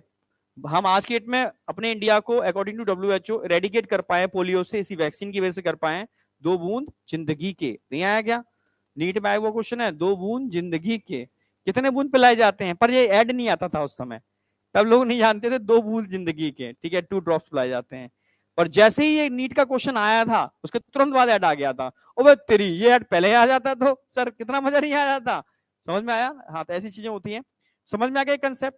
फिर साइंटिस्टों ने कहा यार रिकॉम्बिनेंट डीएनए टेक्नोलॉजी आई। कौन सी टेक्नोलॉजी आई? Recombinant DNA technology. उन्होंने कहा यार पूरे के पूरे ऑर्गेनिज्म को डालने की जरूरत क्या है? एक्चुअल में इम्यूनाइजेशन किससे हो रहा है? इन एंटीजन से तो हो रहा है, इन एंटीजन से हो रहा है।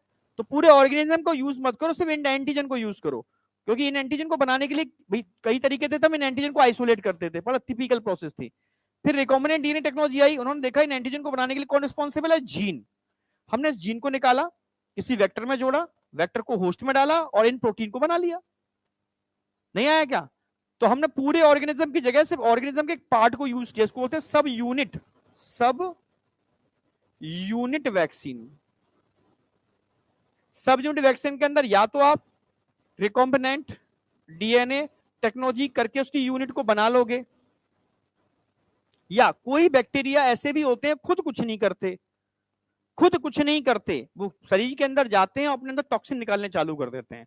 तो खतरा बैक्टीरिया से नहीं है, खतरा उनके टॉक्सिन से है। तुमने वैक्सीन, बैक्टीरिया के अगेंस्ट वैक्सीन बना ली, ठीक है, पर खतरा उनके टॉक्सिन से है, तो बेकार है। तो तुम टॉक्सिन के अगेंस्ट वैक्सीन बनाओ। तो टॉक्सिन तो एक तरीके से एक सब यूनिट तो हुआ उनका। तो हमने क्या किया, उन बैक्टीरिया के टॉक्सिन्स को निकाला, इनएक्टिव किया, उनकी टॉक्सिसिटी खत्म की, और फिर बॉडी में इसको इंट्रोड्यूस किया। इसको टॉक्सॉइड बोलते हैं, टॉक्सॉइड। इनएक्टिव टॉक्सिन को क्या बोलते हैं? हाँ, टॉक्सॉइड, टॉक्सिन ऑइड, टॉक्सॉइड। अगर टॉक्सॉइड की बात करूं, इट इज इनएक्टिव टॉक्सिन, तो ये भी तो सब यूनिट ही हुई, हाँ या ना? भाई ये भी तो सब यूनिट है। तो हमने थोड़ा टेक्नोलॉजी लगाई, सब यूनिट या तो रिकॉम्बिनेंट डीएनए टेक्नोलॉजी से बनाई, या टॉक्सॉइड यूज करने चालू कर दिए। फिर साइंटिस्टों ने कहा यार टॉक्सॉइड भी डालने की जरूरत क्या है, या इनकी सब यूनिट डालने की जरूरत क्या है? इनको बनाने के लिए जीन ही तो रिस्पॉन्सिबल था। हाँ, डायरेक्ट जीन को ही ना इंट्रोड्यूस कर दो बॉडी के अंदर, ये टॉक्सॉइड या जो भी चीजें हैं अपने अंदर बनती रहेंगी। इसको बोलते हैं डीएनए वैक्सीन। क्या बोलते हैं इनको? DNA vaccine. तो सबसे पहले होल ऑर्गेनिज्म वैक्सीन आए, सब यूनिट वैक्सीन आए, फिर और आगे डीएनए वैक्सीन आए। यानी होल ऑर्गेनिज्म को हम यूज कर रहे थे बॉडी को इम्यूनाइज करने के लिए। समझ में आया कि पूरी बॉडी की जरूरत नहीं पड़ती इम्यूनाइजेशन के लिए, सिर्फ इनकी सरफेस एंटीजन की जरूरत पड़ती है। हमने इन एंटीजन को बनाने के लिए रिकॉम्बिनेंट डीएनए टेक्नोलॉजी यूज की, तो या उनके टॉक्सॉइड यूज किए, इनको सब यूनिट वैक्सीन बोले। फिर समझ में आया कि इनको बाहर बनाने की जरूरत क्या है, शरीर के अंदर ही बना डालो, डीएनए वैक्सीन यूज किया, डायरेक्ट डीएनए को इंट्रोड्यूस कर दिया। तो समझ में आया वैक्सीन का जो साइकिल चला कैसे चला। हाँ, नहीं टॉक्साइड तुम डालते हैं, हम बता रहा हूँ। हाँ, टिटनस का इंजेक्शन जो है, इंजेक्शन वो वैक्सीन नहीं है, ठीक है। डीपीटी वैक्सीन आती है, डिप्थीरिया पर्ट्यूसिस टिटनस, ठीक है, क्योंकि उसमें टिटनस के टॉक्सिन को इनएक्टिव करके बॉडी में डाला जाता है। क्या ना बेटा, सब यूनिट वैक्सीन है, टॉक्सॉइड, ठीक है। ये तो अभी एक कंसेप्ट बता रहा हूं, अब वैक्सीन पर मैं आ रहा हूं, तो एनसीईआरटी से बात समझ लो। वैक्सीन किस पर बेस्ड है, या होता क्या है, या इनएक्टिव या वीकेंड, वीकेंड वीक में समझ में आ गया, इसको एटीन्यूएटेड भी बोलते हैं, ठीक है। पैथोजन आर इंट्रोड्यूस इनटू, आप बताओ ये बेसिक समझ में आया, कंसेप्ट क्या है? कंसेप्ट के बाद वैक्सीन क्लासिफिकेशन कराऊंगा मैं। यहां तक मुझसे बताओ, कोई डाउट है तो बताओ मुझे। अब आ जाओ, क्लासिफिकेशन ऑफ वैक्सीन है जी। तो कितनी जनरेशन में डिवाइड करेंगे वैक्सीन को? 3 generation, first generation, second generation और third generation.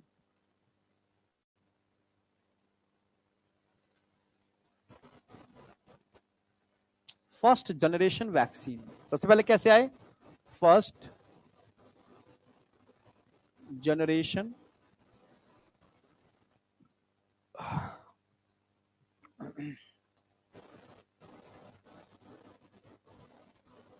First generation vaccine को हमने एक नाम दिया, होल ऑर्गेनिज्म वैक्सीन।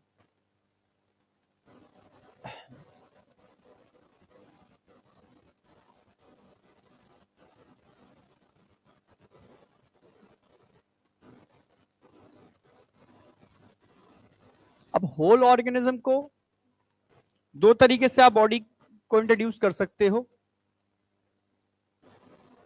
एक तो किल्ड ऑर्गेनिज्म हो सकते हैं या वीक एट्यूनेटेड लाइव हो सकते हैं।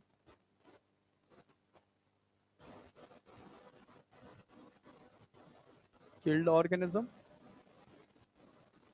या लाइव जिंदा, पर कैसे होंगे? एट्यूनेटेड।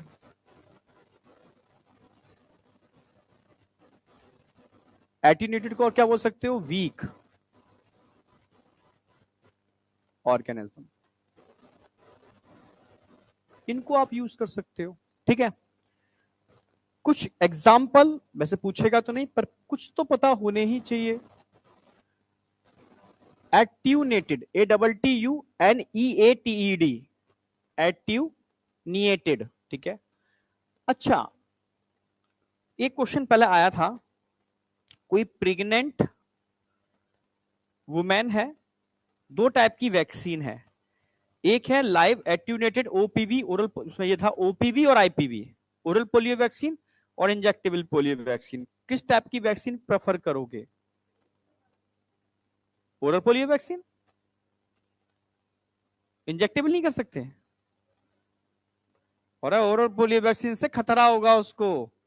क्यों? क्योंकि कोई भी फीमेल अगर प्रेग्नेंट होती है तो उसका इम्यून सिस्टम एकदम कमजोर होता है, और कमजोर इम्यून सिस्टम में कभी भी लाइव एट्यूनेटेड वैक्सीन नहीं दिए जाते। कोई ओल्ड पर्सन है, उसको कभी भी लाइव एट्यूनेटेड वैक्सीन नहीं दोगे। कोई ऐसा पर्सन जिसको SCID है, severe combined immuno deficiency syndrome, कभी भी उसको लाइव एट्यूनेटेड वैक्सीन नहीं दोगे। कभी कोई इंसान जिसको एड्स नाम का रोग है, तो उसको कभी भी लाइव एट्यूनेटेड वैक्सीन नहीं दोगे। क्लियर है बिल्कुल? ऐसे लोगों को हमेशा इंजेक्टेबल पोलियो वैक्सीन दोगे जिसमें किल्ड मरा हुआ वायरस होता है, क्योंकि उससे खतरा नहीं होता। समझ में आया? लाइव एट्यूनेटेड वैक्सीन की शर्त थी, ओरल पोलियो वैक्सीन की शर्त थी कि ये 5 साल तक के बच्चे को दी जा सकती है। टीवी में ऐड आता था, 5 साल तक के बच्चे को। कभी कभी बेवकूफ लोग भी होते थे, अरे बच्चे को पिला रहा, 2 बूंद मुझे भी पिला, नहीं आएगा? नहीं नहीं, आपको नहीं पीनी। अच्छा, मेरे बच्चे को खतरा हो जाएगा, तो समझ नहीं आया, मैं तो बहादुर हूं, मुझे कुछ नहीं हो सकता। नहीं भाई, समझ नहीं रहे हो, बच्चे का इम्यून सिस्टम तुमसे बहुत बेहतरीन है। नहीं आया? रोगों से लड़ने की क्षमता जितना छोटा बच्चा का उतना उसकी फाइट करने की एबिलिटी बहुत ज्यादा होगी। समझ, सिंपल सी बात है। तो मैक्सिमम वैक्सीनेशन अर्ली स्टेज में क्यों किए जाते हैं भाई? 3 साल तक के बच्चे को लगभग सारे वैक्सीन गवर्नमेंट के लग जाते हैं, लगभग सारे लग जाते हैं। फिर एक 12 साल पर एक बेसिक है, वो अलग है। क्यों सारे वैक्सीन 3 साल तक लगाए जाते हैं? क्योंकि उस समय उसकी बॉडी बहुत हाई लेवल पर होती है, यानी फाइट करने के, ठीक है, वो हर चीज से फाइट कर लेती है, क्योंकि एक नए ऑर्गन है, नहीं जवान खून कहते हैं ना उसको, ठीक है। तो जितना छोटा बच्चा होगा उतना उसकी बॉडी का इम्यून सिस्टम फाइट करने में ज्यादा एबिलिटी रखेगा। नहीं आया क्या? जैसे एज बढ़ती जाती है तो फाइट करने की एबिलिटी कम होती जाती है, ठीक है, पर बॉडी का इम्यून सिस्टम पहले से बेहतर होता जाता है। मतलब नॉलेज नहीं, जैसे जितना बड़ा इंसान होगा उसकी नॉलेज ज्यादा होगी, पर शरीर में ताकत उतनी कम होगी। मैंने मतलब ब्रेन ज्यादा डेवलप होगा पर शरीर उतना कमजोर होगा। समझ में आया? तो बड़े इंसान का हम ब्रेन यूज करेंगे, छोटे इंसान का हम शरीर यूज करेंगे। नहीं आया क्या? तो वैक्सीनेशन के अंदर शरीर यूज होगा, ब्रेन यूज नहीं होगा, बॉडी का इम्यून सिस्टम जो फाइट करता है, तो उसके अंदर हम छोटे बच्चों को यूज करेंगे। तभी जब भी कोई प्रेग्नेंट फीमेल हो तो उसको इंजेक्टेबल पोलियो आईपीवी आप यूज करोगे, ठीक है। तो ध्यान रखना है, किल्ड के अंदर आ जाएगी, किल्ड के अंदर IPv, injectable polio vaccine, injectable polio vaccine. इसके अलावा टाइफाइड की वैक्सीन सुनी होगी आपने, यस, इसी में आएगी typhoid.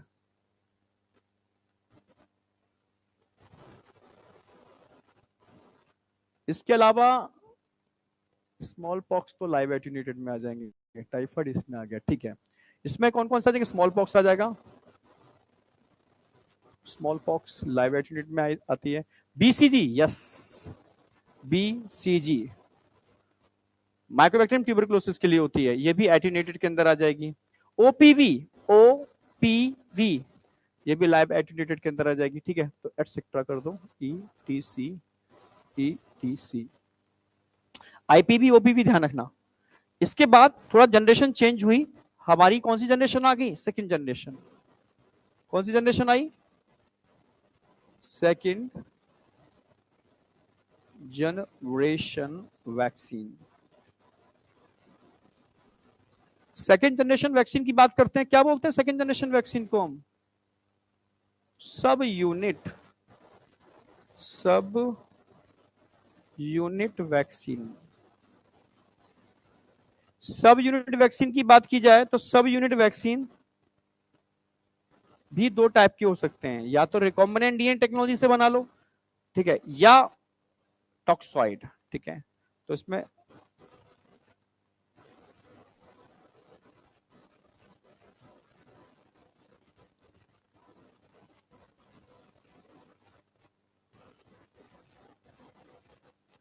RDT, oral polio, oral polio vaccine, OPV, मैंने उल्टा कर दिया, IPv, injectable polio vaccine, recombinant DNA technology, आप आरडीटी यूज कर रहे हो। तो एक बहुत कॉमन वैक्सीन है तो तुम सब लगवा रहे हो, ठीक है, हेपेटाइटिस बी की वैक्सीन लगवाए हो सारे के सारे, ठीक है। इसमें जो होस्ट होता है, ये आया हुआ क्वेश्चन है, ईस्ट होता है, ये मैं पढ़ाऊंगा अभी बायोटेक्नोलॉजी के अंदर।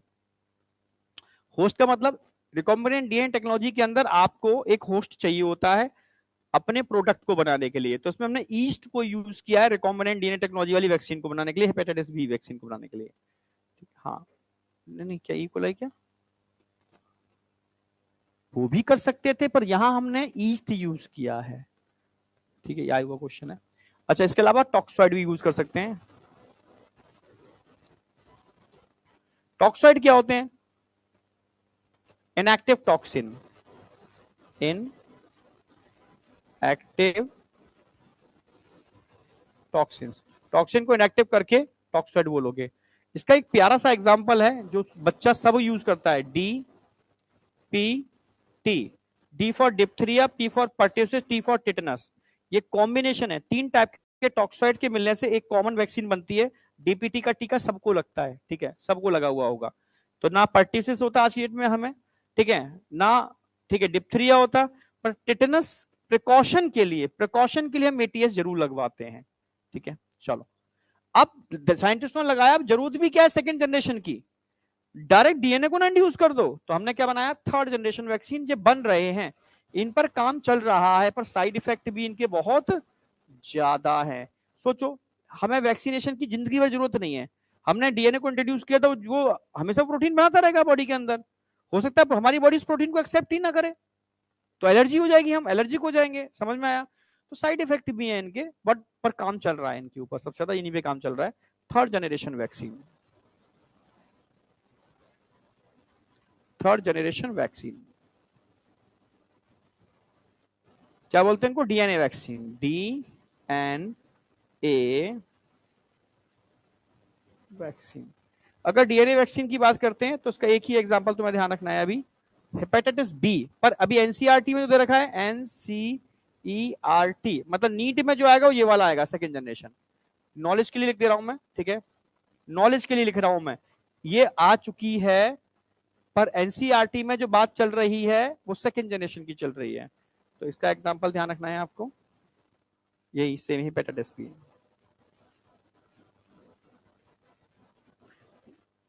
मतलब ऐसा डीएनए नहीं डालते हैं, डीएनए को मॉडिफाई करते हैं, ऐसा डीएनए जो हमारे डीएनए से जुड़ जाए और उसके अंदर अपनी प्रोटीन बना पाए, मॉडिफाइड।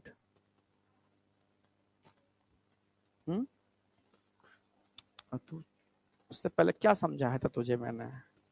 तुझे समझाया पहले होल ऑर्गेनिज्म वैक्सीन यूज करते थे, मार के फिर जिंदा। हमने पता लगाया कि एक्चुअल में वैक्सीनेशन के लिए कौन रिस्पॉन्सिबल है? सरफेस एंटीजन ही तो है, सरफेस एंटीजन, स्ट्रेनी सरफेस एंटीजन। तो हमने सोचा है पूरे के पूरे ऑर्गेनिज्म को डालने की जरूरत क्या है, इन सरफेस एंटीजन को निकाल के डाल दो ना। कोशिश की गई पर मुश्किल था इन सरफेस एंटीजन को अलग करना, तब तक रिकॉम्बिनेंट डीएनए टेक्नोलॉजी आ गई, आरडीटी आ गई। साइंटिस्टों ने कहा एक काम करते हैं, इन प्रोटीन को बनाने वाले जीन को ढूंढ लो, ढूंढ लिया, प्लाज्मिड से जोड़ दो, जो पढ़ाऊंगा बायोटेक्नोलॉजी में, जोड़ दिया, रिकॉम्बिनेंट बन गया, रिकॉम्बिनेंट को किसी होस्ट में डाल दो, बना लो अपनी सारी प्रोटीन, प्रोटीन को आइसोलेट करके मार्केट में यूज करो। तो फिर उन्होंने कहा कि पूरे ऑर्गेनिज्म को यूज करने की जगह उसकी एक यूनिट को यूज करो, तो सब यूनिट वैक्सीन आ गए रिकॉम्बिनेंट डीएनए टेक्नोलॉजी से बने हुए। क्लियर है बिल्कुल। तो कुछ बैक्टीरिया ऐसे थे जो खुद कुछ नहीं करते थे, वो टॉक्सिन रिलीज करते थे, तो उनके हमने टॉक्साइड बना लिए। ठीक है, फिर साइंटिस्ट ने कहा ठीक है यार, कितना झंझट पाल रहे हो, जीन को ले रहे हो, प्लाज्मिड में जोड़ रहे हो, होस्ट में डाल रहे हो, तो प्रोटीन बना करके आप यूज कर रहे हो, डायरेक्ट डीएनए को ना बॉडी में होस्ट यूज कर दो, इंट्रोड्यूस कर दो, नहीं आया क्या? उसको डीएनए वैक्सीन बोला। आज के डेट में ईडीएवल वैक्सीन आ रहे हैं। ईडीएवल का मतलब है इंजेक्शन लगवाने की जरूरत नहीं है, खा लो बस, फ्रूट्स खा लो, बनाना खा लो, एप्पल खा लो, ठीक है, तो आप अपने आप इम्यूनाइज हो जाओगे।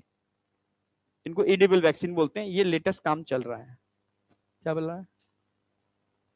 अच्छा, क्या नहीं अच्छा लगता?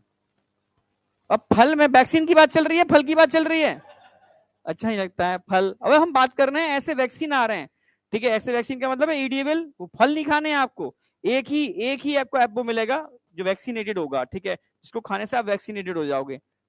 यार तुम्हें लग रहा है कि ठेलों पर वैक्सीन वाले फल ऐसे मिलेंगे क्या कि सर अच्छा नहीं लगेगा, रोज खाने पड़ेंगे फल? भाई एक ही खाना होगा, ठीक है। अब आ जाओ, तुम वास्तव में कहाँ के कहाँ पहुंचते हो, ये समझ में आया नहीं थर्ड जनरेशन? आगे सोचो, एक प्रोटीन जो आपकी बॉडी की नहीं है, बॉडी में बन रही है, कंटिन्यू बन रही है, भाई अंदर डालोगे तो बनेगी ना, समझ, हमें इतना ज्यादा जरूरत ही नहीं थी, उतनी ज्यादा बन रही है, तो उसके साइड इफेक्ट तो आएंगे ना कुछ साइड इफेक्ट आएंगे, एलर्जी आएगी, ठीक है, बॉडी का इम्यून सिस्टम हाइपर एग्रेसिव हो जाएगा। पहले लोग इतने सेंसिटिव नहीं थे, आज की डेट बहुत ज्यादा सेंसिटिव है, एलर्जी बहुत ज्यादा हो गई है लोगों को, कॉमनली बच्चों को होने लगी है एलर्जी। तो कुछ तो चीजें हैं पॉल्यूशन के अलावा भी, समझ रहे हो ना? चलो, चलो एलर्जी की बात कर रहे थे, एलर्जी आ गया, तो वैक्सीन की बात कर रहे थे, वैक्सीन आ गया, नहीं आया क्या? एलर्जी वैसे तो मैं समझाने के लिए बहुत कुछ एलर्जी में, पूरे चैप्टर ही एलर्जी है, पर अब एनसीईआरटी के हिसाब से देखोगे तो एलर्जी इतना ही है।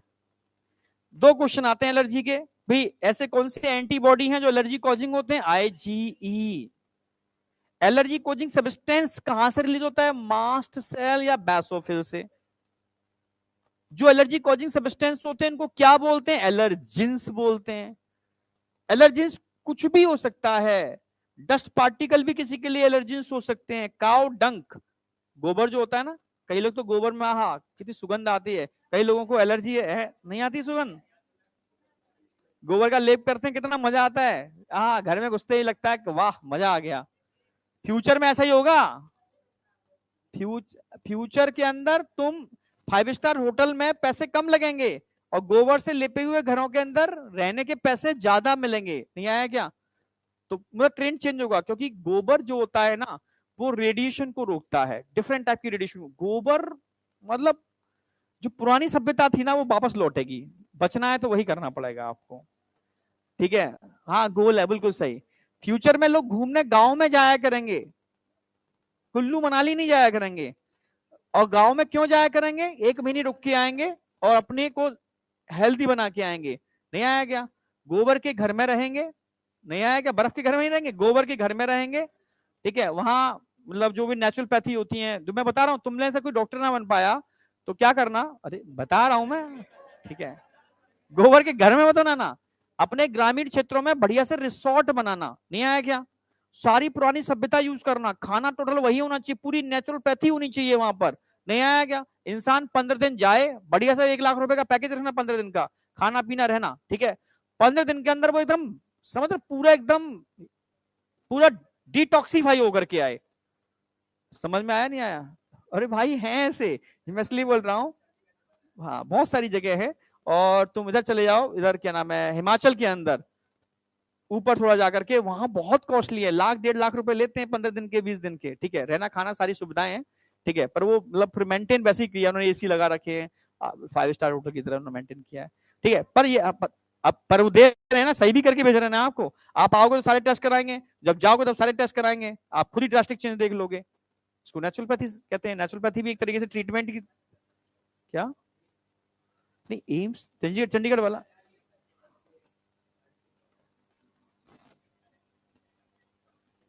हाँ अब चंडीगढ़ तू बोल रहा है, पर मैंने तो उतने सारे आज की डेट में देख रहा हूँ मैं, क्योंकि हाँ क्योंकि आज की डेट के अंदर, अरे छोड़ो, जो जी न्यूज का जो ऑनर है, क्या नाम है उसका, नाम सुभाष जो भी है, उसने इंडिया में, छोड़ो इंडिया में नहीं, उसने यूएस के अंदर एक आइलैंड लेकर के ये सेंटर बनाया, पूरा योगा का सेंटर, और बड़े बड़े मंत्री जाते हैं वहां पर, और मतलब क्या बताऊं मैं तुम्हें। ठीक है, चलो आ जाओ। क्या उनके सामने बोलिए तू, अब आ जाओ। अच्छा क्लास है उनकी क्या, आज क्लास है अभी बीडी सर की? अच्छा आ जाओ। तो द आ जाओ। मेनली एलर्जी क्या होती है, आपकी बॉडी का हाइपर एग्रेसिव हो जाना। एग्रेशन नहीं आया क्या? जैसे मान लो तुम्हें मुझसे एलर्जी है, सबको नहीं है, किसी एक बच्चे को मैंने ठोक दिया पीट दिया, मानो कहा डिम्पल को ठोक दिया पीट दिया, मान लो सीधे साधा है बेचारा, ठीक है, मैंने उसको पीट दिया। अब इसने मन में बिठा ली कि एमडी सर आप कहीं मिल जाओगे ना छोड़ूंगा नहीं, आपको मार नहीं पाऊंगा तो अद्दा उठा के तो सर पर मार सकता हूँ, दूर से मार के भाग जाऊंगा मैं। ठीक है, पर उसको मौका नहीं मिल रहा था, समझना मेरी, मौका नहीं मिल रहा था। जैसे मैं क्लास में आता सब बच्चे गुड मॉर्निंग, बस से गुस्सा आती थी एकदम, मुझे देखते गुस्सा आना चालू हो जाती थी। मैं मैं सबके लिए नॉर्मल था, पर इसके लिए मैं क्या सा हो गया, एलर्जिक हो गया। कहते ना मुझे तुझसे एलर्जी है, सामने मत आया कर, ऐसे सुना होगा ना मूवीज में। हाँ, कौन है यस्सर वाला, किसी से एलर्जी है क्या? अच्छा मुझे लगा एलर्जी है। पापा बोलते हैं पापा नहीं बोलते होंगे, इधर आ जाओ। ठीक है, पापा हमेशा अच्छे के लिए बोलते हैं, हमेशा अच्छे के लिए, बुरा लगता है वो अच्छे के लिए बोलते हैं, जिसके भी बोलते हैं अच्छे के लिए बोलते हैं। ये तुम अपने को इम्प्रूव करो, सुधारो इसलिए। ठीक है, पर कभी कभी पेरेंट्स होते हैं ना, समझ नहीं पाते कैसे सुधरवाना है, कैसे मतलब उसको सुधारना है, तो एग्रेशन आ जाता है, गुस्सा आ जाता है, तो कुछ मुंह से उठपटांग निकल जाता है, पर दिल से ऐसा नहीं होता। वापस आओ। ठीक है, तो सिंपल सी बात है, कोई भी ऐसा सब्सटेंस जिसके लिए हमारा इम्यून सिस्टम हाइपर एग्रेसिव हो जाए, कुछ भी, वो खाने की चीज हो सकती है, सिंपल एयर में मिलने वाली डस्ट हो सकती है, ठंडी हो सकती है, ठंड जो पड़ रही है, आइसक्रीम हो सकती है, नहीं आया क्या, काव डंक हो सकता है, कुछ भी जिससे अचानक से हमारी बॉडी हाइपर एग्रेसिव हो जाए, वो क्या है हमारे लिए, एलर्जिन है। समझ में आ गया, एलर्जिन है वो हमारे लिए, क्या एलर्जिन है, और हमारी बॉडी का हाइपर एक्टिव होना एलर्जी कहलाता है। ठीक है, तो एलर्जी समझ में आया, एलर्जी क्या है, और जिनसे एलर्जी होती है उनको क्या बोलते हैं हम, एलर्जिन। तो डिम्पल के लिए मैं कौन हूं, एलर्जिन। मैं अपने को बना रहा हूं, तुझे नहीं बना रहा मैं। ठीक है, मैं बुरा हूं, तू अच्छा है। ठीक है, अब आ जा। द एंटीबॉडीज प्रोड्यूस, अब जब जब कोई एलर्जिन बॉडी में एंटर करता है, बॉडी हाइपर एग्रेसिव होती है, तो कौन सी एंटीबॉडी बनाएगी, आईजीई। बॉडी में न के बराबर होते हैं, मतलब 1% से भी कम, बहुत कम। ठीक है, पर उस समय ये हाइपर ज्यादा बन जाएंगे। ठीक है, अब एलर्जिन करते क्या हैं, ये एलर्जिन या आईजीई क्या करती है, ये शरीर के अंदर मास्ट सेल और बेसोफिल को रप्चर कर देती है, जिसकी वजह से हिस्टामिन और सेरोटोनिन का लेवल बढ़ जाता है, क्योंकि इससे हेपारिन, हिस्टामिन, सेरोटोनिन निकलते हैं। ठीक है, तो इनका लेवल बढ़ जाता है, इसकी वजह से बेसो डायलेशन बहुत बड़े पैमाने पर हो जाता है, और जहां पर जो कभी क्रीम लगाई हो, देखो एलर्जी हो गई, red red red red spot बन जाते हैं। कभी किए हैं आपने ऐसे एक्सपेरिमेंट? नहीं किए? हाँ, किसी ने नहीं किए? वैसे हमारी क्लास की लड़कियां बड़ी सीधी हैं, नहीं सच में, मैं सच कह रहा हूँ, बहुत सीधी हो तुम लोग। ठीक है, शहरों में जाके देखो, समझ रहे हो, क्लास के अंदर पढ़ने नहीं आते हैं, पूरा वो कौन सा होता है, ब्यूटी कंपटीशन। हाँ, बहुत सारा क्रीम पाउडर, ये ना क्या क्या, समझ रहे हो ना, तुम बहुत सीधे हो, और ऐसे ही रहना, यही नेचुरलिटी है। समझ में आया, अच्छे से पढ़ाई करना, ठीक है, और बढ़िया सी डॉक्टर बनना, समझ रहे हो, और बढ़िया सा सेटअप लगाना। नहीं आया क्या? फिर सारे क्लाइंट, ठीक है, बीमार होंगे तुम्हारे पास आएंगे फिर। समझ में आया? बीमार तो सभी होते हैं, हाँ। अच्छा हाँ। लोग होंगे, यहाँ के लोग नहीं है, ये बहुत सीधे साधे बच्चे हैं, सज्जन एकदम। समझ में आ गया? तो अब जब किसी को एलर्जी होती है तो आप क्या करते हो, हम करते कुछ नहीं है, बॉडी में ऑलरेडी हमारे अंदर चीजें हैं। जैसे आप जानते हो इओसिनोफिल्स, जिसके अंदर क्या होता है, एंटी हिस्टामिन एंजाइम होता है, हिस्टामिनेज, पर वो काम नहीं करता, तभी तो एलर्जी होती है। तो आपको बाहर से एंटी एलर्जिन देने पड़ते हैं, एंटी हिस्टामिन बाहर से देना पड़ता है आपको। ठीक है, जो एंटी एलर्जिक ड्रग होते हैं उनमें एंटी हिस्टामिन होते हैं, कॉर्टिसोल होता है, जब आप बहुत ज्यादा खतरनाक कंडीशन पर हो जाती है तो आपको कॉर्टिसोल देना पड़ेगा, यानी स्टेरॉइड। स्टेरॉइड में क्या आ गया, कॉर्टिसोल। स्टेरॉइड में क्या आ गया, कॉर्टिसोल। क्योंकि कॉर्टिसोल इम्यूनिटी सप्रेसर का काम करता है, और इम्यूनिटी के हाइपर होने की वजह से तो एलर्जी हो रही है। तो आपको इम्यूनिटी सप्रेसर चाहिए कॉर्टिसोल, समझ रहे हो। और कुछ केसों में एड्रेनलिन भी लोग यूज करते हैं क्योंकि इमरजेंसी में निकलने वाला हार्मोन है, और एलर्जी का जो केस है वो इट इज इमरजेंसी, समझ रहे हो ना मेरी बात। तो उस समय जो टैकल करने का काम ये करता है, लिखा हुआ है, मेंशन है, पर मेनली इसका रोल सबसे ज्यादा है, ठीक है। और इसकी वजह से क्या होता है, एलर्जी के सिम्टम क्विकली क्या हो जाते हैं, रिड्यूस हो जाते हैं, बस इससे बाहर कुछ नहीं आ सकता। आईजी बनते ही है ये एलर्जी, क्योंकि ये इनके रिसेप्टर मास्ट सेल की सरफेस पर होते हैं। उतना मैं अब नहीं कराता, पहले तो मैंने कराया हुआ है एक जगह। मास्ट सेल हैं, इनमें ग्रेन्यूल्स भरे हुए हैं, हेपेरिन, हिस्टामिन, सेरोटोनिन, इनकी सरफेस पे खास टाइप के रिसेप्टर्स बन जाते हैं। इनको आईजीई बाइंडिंग रिसेप्टर्स बोलते हैं। क्या बोलते हैं? इनसे सिर्फ आईजीई ही बाइंड कर सकते हैं। जब आईजीई इनसे बाइंड कर जाएंगे तो अब जो mast cell sensitive mast cell हो गए, जब भी वो एलर्जिन आएगा इनसे बाइंड करेगा, ये फटेंगे और तेजी से हिस्टामिन, सेरोटोनिन निकलने चालू हो जाएंगे, ठीक है। तो रिसेप्टर बन जाने, और ये जेनेटिकल भी हो सकती है, किसी को जैसे नाना नानी दादा दादी किसी को एलर्जी है तो वो ट्रांसफर भी हो सकती है। ऐसे जीन जो इन रिसेप्टर को बनाते हैं वो एक जनरेशन से दूसरी जनरेशन में चले जाएं तो मास्ट सेल की सरफेस पर रिसेप्टर बनने चालू हो जाते हैं, तो आईजी अपने आप बाइंड होने चालू हो जाते हैं। अब ये मास्ट सेल सेंसिटाइज हो जाते हैं, जब भी वो पार्टिकल आएगा फटेंगे तो ग्रेन्यूल्स बाहर निकलेंगे तो वैसोडाइलेशन चालू हो जाएगा, ठीक है। पर इतना नहीं है तुम्हारे सिलेबस में, तुम्हारे सिलेबस में 4 बातें हैं, ये समझनी है आपको बस। यहां तक कोई डाउट है आपको कुछ? ये ब्रोंकियो कॉन्स्ट्रिक्टर होता है, ब्रोंकियो कॉन्स्ट्रिक्टर। कभी देखा होगा ना, किसी को एस्थेमेटिक अटैक पड़ता है, उसमें क्या होता है, सारे का सारा रेस्पिरेटरी ट्रैक ब्रोंकाई नैरो हो जाता है, दब जाता है, और सांस नहीं आती ना, ऐसे नहीं आया क्या, पंप लेना पड़ता है, ठीक है, ब्रोंकियो डायलेटर लेने पड़ते हैं, नहीं आया क्या। तो ये ब्रोंकियो कॉन्स्ट्रिक्टर है, कहां गया, ब्रोंकियो कॉन्स्ट्रिक्टर है, ये वैसो डायलेटर है। आई, एस्थमा के केस में उसका खतरनाक रोल होता है सेरोटोनिन का। और बताओ।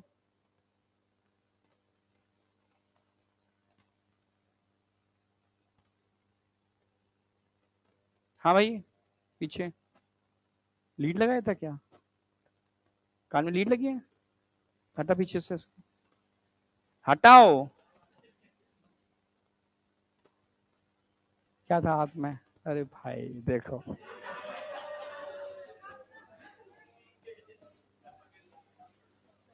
तुम सर से चोरी करते हो यार। मैं सच में दिल से कभी किसी का बुरा नहीं चाहता, सच, तुम मानो ना मानो, पर ये गलत है ना, मुझसे तो मत छुपाओ यार। दोस्त की तरह मैं कहीं पीटा, टीचर की तरह पढ़ाया कभी मैंने? टीचर डंडे से पीटता है खतरनाक तरीके से, बिल्कुल दोस्त की तरह रखता हूँ तो मैं यार, प्यार से पढ़ाता हूँ तो मैं। कभी डांटा तुझे मैंने? मुर्गा बनाया कभी तुझे मैंने? बता फिर। तू छुपा भी रहा है, दिखा देता आंसर लगाया था। अब टपक गया, अब तो ये और बेइज्जती हो गई। छुपा भी रहा था मैं, क्या सुन रहा था?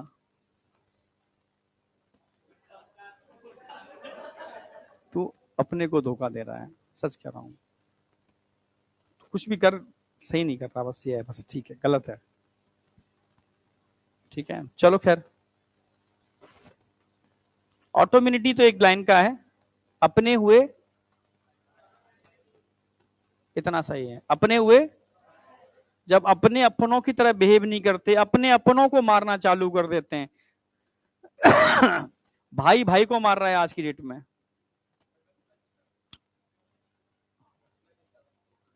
बच्चों से मोबाइल छीन लो, बच्चे माता पिता को मार दे रहे हैं, अभी केस सुने होंगे आपने, ठीक है, बिल्कुल।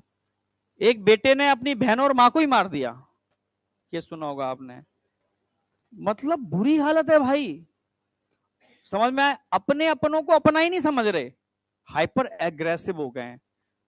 जो बाहर देखने को मिल रहा है एक्चुअल में ऐसा ही बॉडी के अंदर हो रहा है, यानी हमारा इम्यून सिस्टम हाइपर एग्रेसिव हो चुका है, क्योंकि हम खाते क्या हैं, एग्रेसिव फूड खाते हैं सारे के सारे।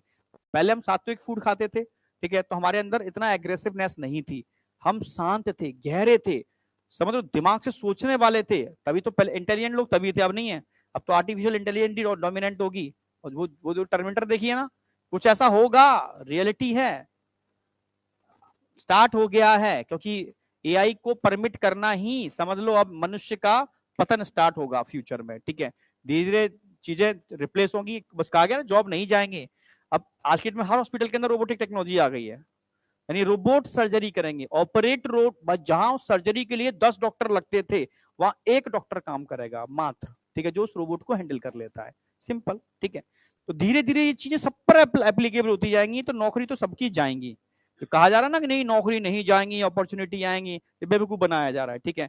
10 लोगों का काम एक आदमी करेगा, बस इतना अंतर हो जाएगा। टेक्नोलॉजी बढ़ जाएगी, जो इंटेलिजेंट होगा वो काम करेगा, बाद भाई गधे की गधे रह जाएंगे, समझ रहे हो। बेरोजगारी बढ़ेगी, और बेरोजगारी बढ़ेगी फिर मार्केट बढ़ेगी, मार्केट बढ़ेगी वही काम बढ़ेगा, सीधी सी बात है, ठीक है। समझ में आया। तो ये चीजें नो डाउट इवोल्यूशन हो रहा है, पर इवोल्यूशन किस डायरेक्शन में हो रहा है समझ में नहीं आ रहा, जो भी है समझ में आया। तो यहाँ फिर ये जो ऑटोइम्यूनिटी जो बॉडी बाहर देखने को मिल रही है वो बहुत कॉमन हो जाएगी, ठीक है।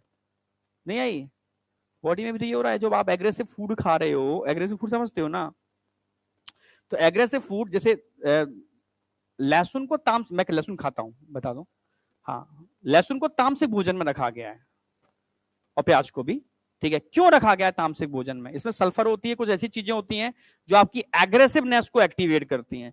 जिन लोगों को लड़ाना होता है, जैसे फौजी हैं, उनको लहसुन प्याज खिलाया जाता है, उनको ड्रिंक कराई जाती है, खूब फ्री में दी जाती है चीजें, ड्रिंक करो भाई, ठीक है, क्योंकि उनको तामसिक बनाना है, तभी लड़ पाएंगे बॉर्डर पर। नहीं आया क्या? उनको मतलब काटना मारना सिखाया जाता है, ठीक है, नहीं तो वो लड़ ही नहीं पाएंगे, ठीक है। पर जिनको आध्यात्मिक फील्ड में जाना है तो उनको सिखाया जाता है कि तामसिक भोजन मत खाओ, ठीक है। उनके लिए लहसुन प्याज खराब नहीं है, लहसुन प्याज में बहुत सारे और भी गुण हैं, बहुत अच्छे गुण हैं आपको हेल्थ रखने वाले। पर अगर आप, ठीक है, आध्यात्मिक फील्ड में जा रहे हो तो कहा जाता है आप छोड़ो, नहीं तो सबको खाना चाहिए। लोग कहते हैं ना खराब है, खराब है, खराब कुछ भी नहीं होता, ठीक है।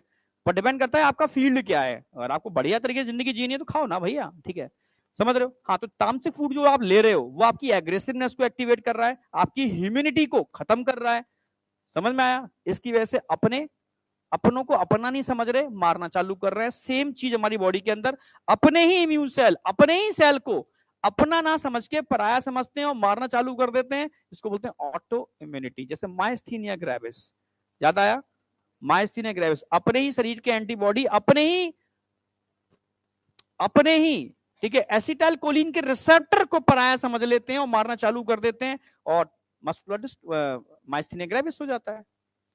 समझ में आया? इसको ऑटो इम्यूनिटी बोलते हैं, myasthenia gravis is autoimmunity. कोई डाउट? समझ में आ गया? एक एग्जांपल याद रखना है, रूमेटॉइड अर्थराइटिस।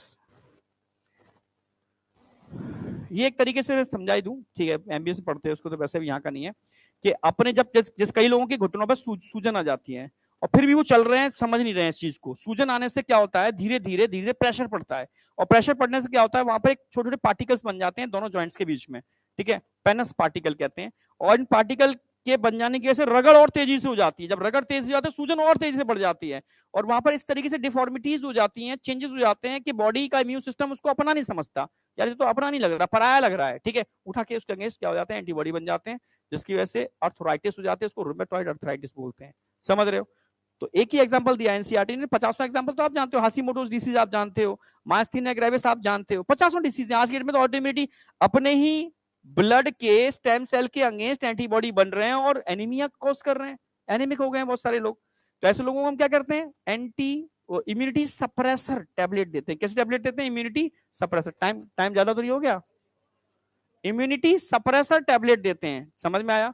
जितने भी ऑटो इम्यूनिटी के डिसऑर्डर, कॉर्टिसोल देते हैं ऐसे लोगों को, याद हो मैंने एंटी कॉर्टिसोल लिखाया था कि अगर ऑटो इम्यूनिटी हो जाए तो कॉर्टिसोल दिए जाते हैं, याद आया ना? हाँ, तो ये समझ में आ गया होगा, इसमें तो कोई डाउट है ही नहीं, ठीक है। एक्चुअल में इसका सही कॉज नहीं पता अभी साइंटिस्टों को, बट दो मेन फैक्ट बताए जाते हैं। समटाइम ड्यू टू जेनेटिक है, जेनेटिक का मतलब है कोई जीन हाइपर एक्टिव हो जाए और सेल में चेंज कर दे, और उस चेंज को हमारा बॉडी का इम्यून सिस्टम एक्सेप्ट ना करे, या म्यूटेशन हो जाए और उस म्यूटेशन को एक्सेप्ट ना करे, तो तुरंत एंटीबॉडी बन जाएंगे उसके अगेंस्ट, ठीक है। एंड अदर अननोन रीजन है, ठीक है, बट हाँ हो सकता है, ठीक है, जिसमें अपने ही सेल अपने सेल के अटैक करना चालू कर देते हैं। इसको हम जैसे रूमेटॉइड अर्थराइटिस, इसको हम ऑटो इम्यूनिटी कहते हैं। कोई doubt? Immune system in the body, immune system in the body, इसमें सिर्फ दो बातें करूंगा मैं, ज्यादा कुछ है नहीं। टाइप्स ऑफ लिम्फाइड ऑर्गन, कितने टाइप के? अरे 5 मिनट तो तुम मुझे देते ही हो हमेशा, उसमें क्या सोच रहे हो? इसके बाद खत्म है, वो तो ग्रेस में देते ही हो, उस 5 मिनट की बदले में तो तुम्हें कहानियां सुनाता हूं मैं। अरे 5 मिनट ना दो तो कहानी सुनानी बंद कर दूं, मैं भी एकदम सर्वेसर की तरह से आऊंगा, दूर दूर दूर दूर दूर दूर खत्म करके निकल जाऊंगा। ठीक है, हाँ। क्योंकि पर अभी मेन फोकस सबका ये है कि तुम फरवरी के बाद एकदम रिवीजन पर और मॉक टेस्ट पर लग जाओ। ठीक है, बस ये है।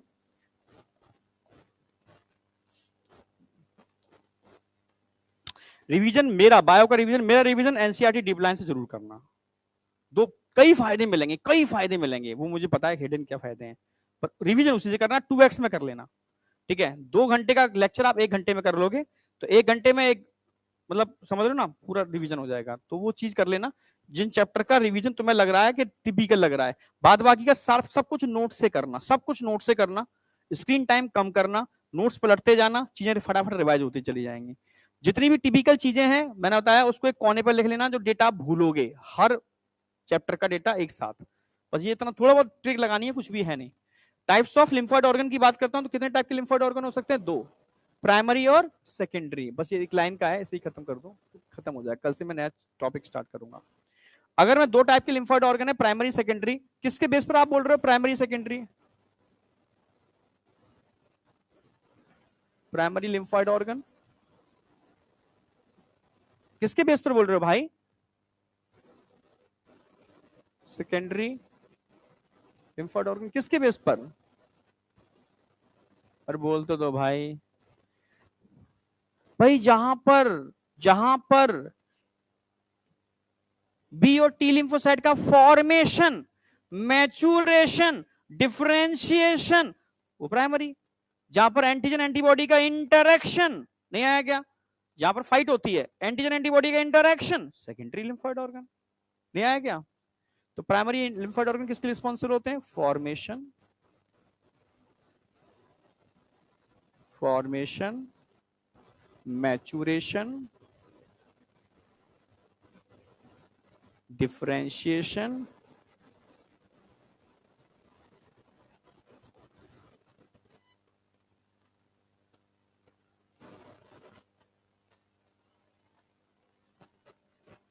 DIFFERENTIATION। डिफरेंशिएशन समझते हो? T lymphocyte helper, suppressor, killer, नहीं आया? बी लिम्फोसाइट हेल्प, प्लाज्मा और मेमोरी।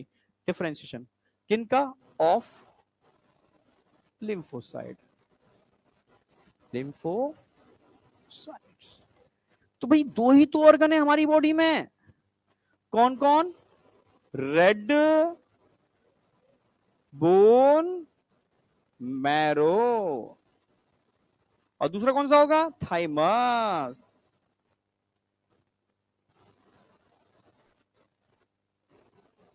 अच्छा, रेड बोन मैरो की बात करूं तो यहां पर सबका फॉर्मेशन होता है। Formation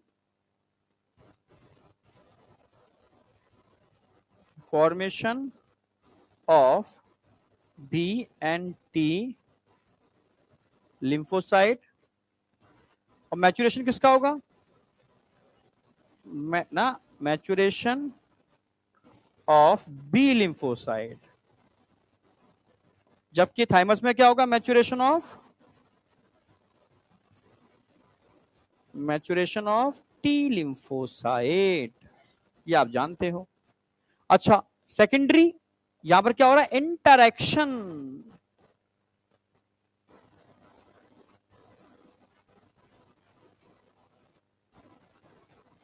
interaction, of lymphocyte with antigen।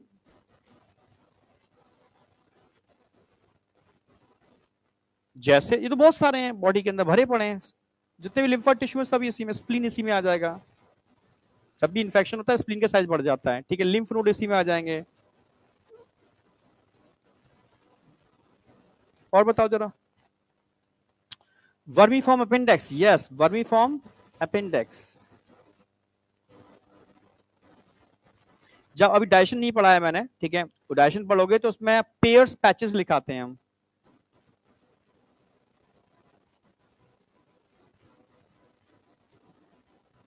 कुछ नहीं है, स्मॉल इंटेस्टाइन के अंदर लिम्फोइड टिश्यू होते हैं, इनको पेयर्स पैचेस बोलते हैं, ओनली स्मॉल इंटेस्टाइन के अंदर। स्मॉल इंटेस्टाइन को छोड़ करके ऊपर वाले पार्ट में यहाँ वाले पार्ट में जो लिम्फोइड टिश्यू होते हैं टॉन्सिल्स बोलते हैं, पेयर्स पैचेस एंड टॉन्सिल्स। अच्छा, इसके अलावा पूरी बॉडी के अंदर माल्ट बोलते हैं, MALT, mucosa associated lymphoid tissue, MALT, mucosa, NEET में आया वो क्वेश्चन है, ठीक है। 50% ऑफ टोटल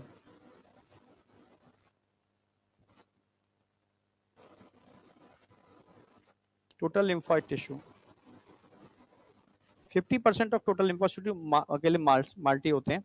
इसके अलावा अगर बात करें और एक बात बताओ, लिम्फ नोड हो गया, वरिंफा अपेंडिक्स हो गई, पियर्स पैचेस हो गए, माल्ट हो गया, एटसेट्रा। ये सब क्या है? सेकेंडरी।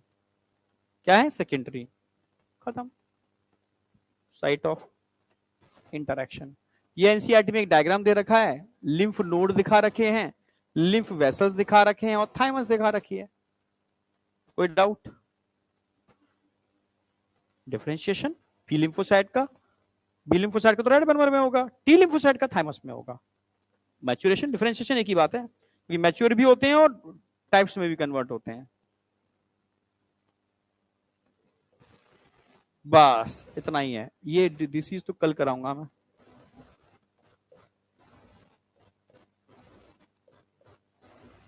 कल मैं सारा का सारा डिसीज वाला पार्ट खत्म करा दूंगा, इंक्लूडिंग प्रोटोजोन डिसीज, मतलब ह्यूमन डिसीज कल खत्म हो जाएगा।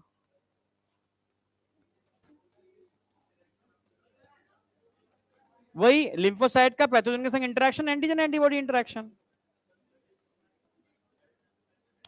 ब्लड में नहीं होता, साइट ऑफ इन्फेक्शन कहां होगी? जैसे अगर मैं तुमसे कहूं कि दुश्मन अटैक कर रहा है, तो फाइट होने की प्रोबेबिलिटी शरीर के अंदर ज्यादा है या बॉर्डर पे ज्यादा है? बॉर्डर पे। दुश्मन बॉर्डर से तो एंटर करेगा, तो बॉर्डर पे तो आपने लगा रखे हैं सोल्जर्स यानी लिम्फोइड टिश्यू। तो मेनली बॉडी के अंदर कहां पर इंटरेक्शन सबसे ज्यादा होता है? लिम्फोइड टिश्यू के अंदर, मेन जगह वही है।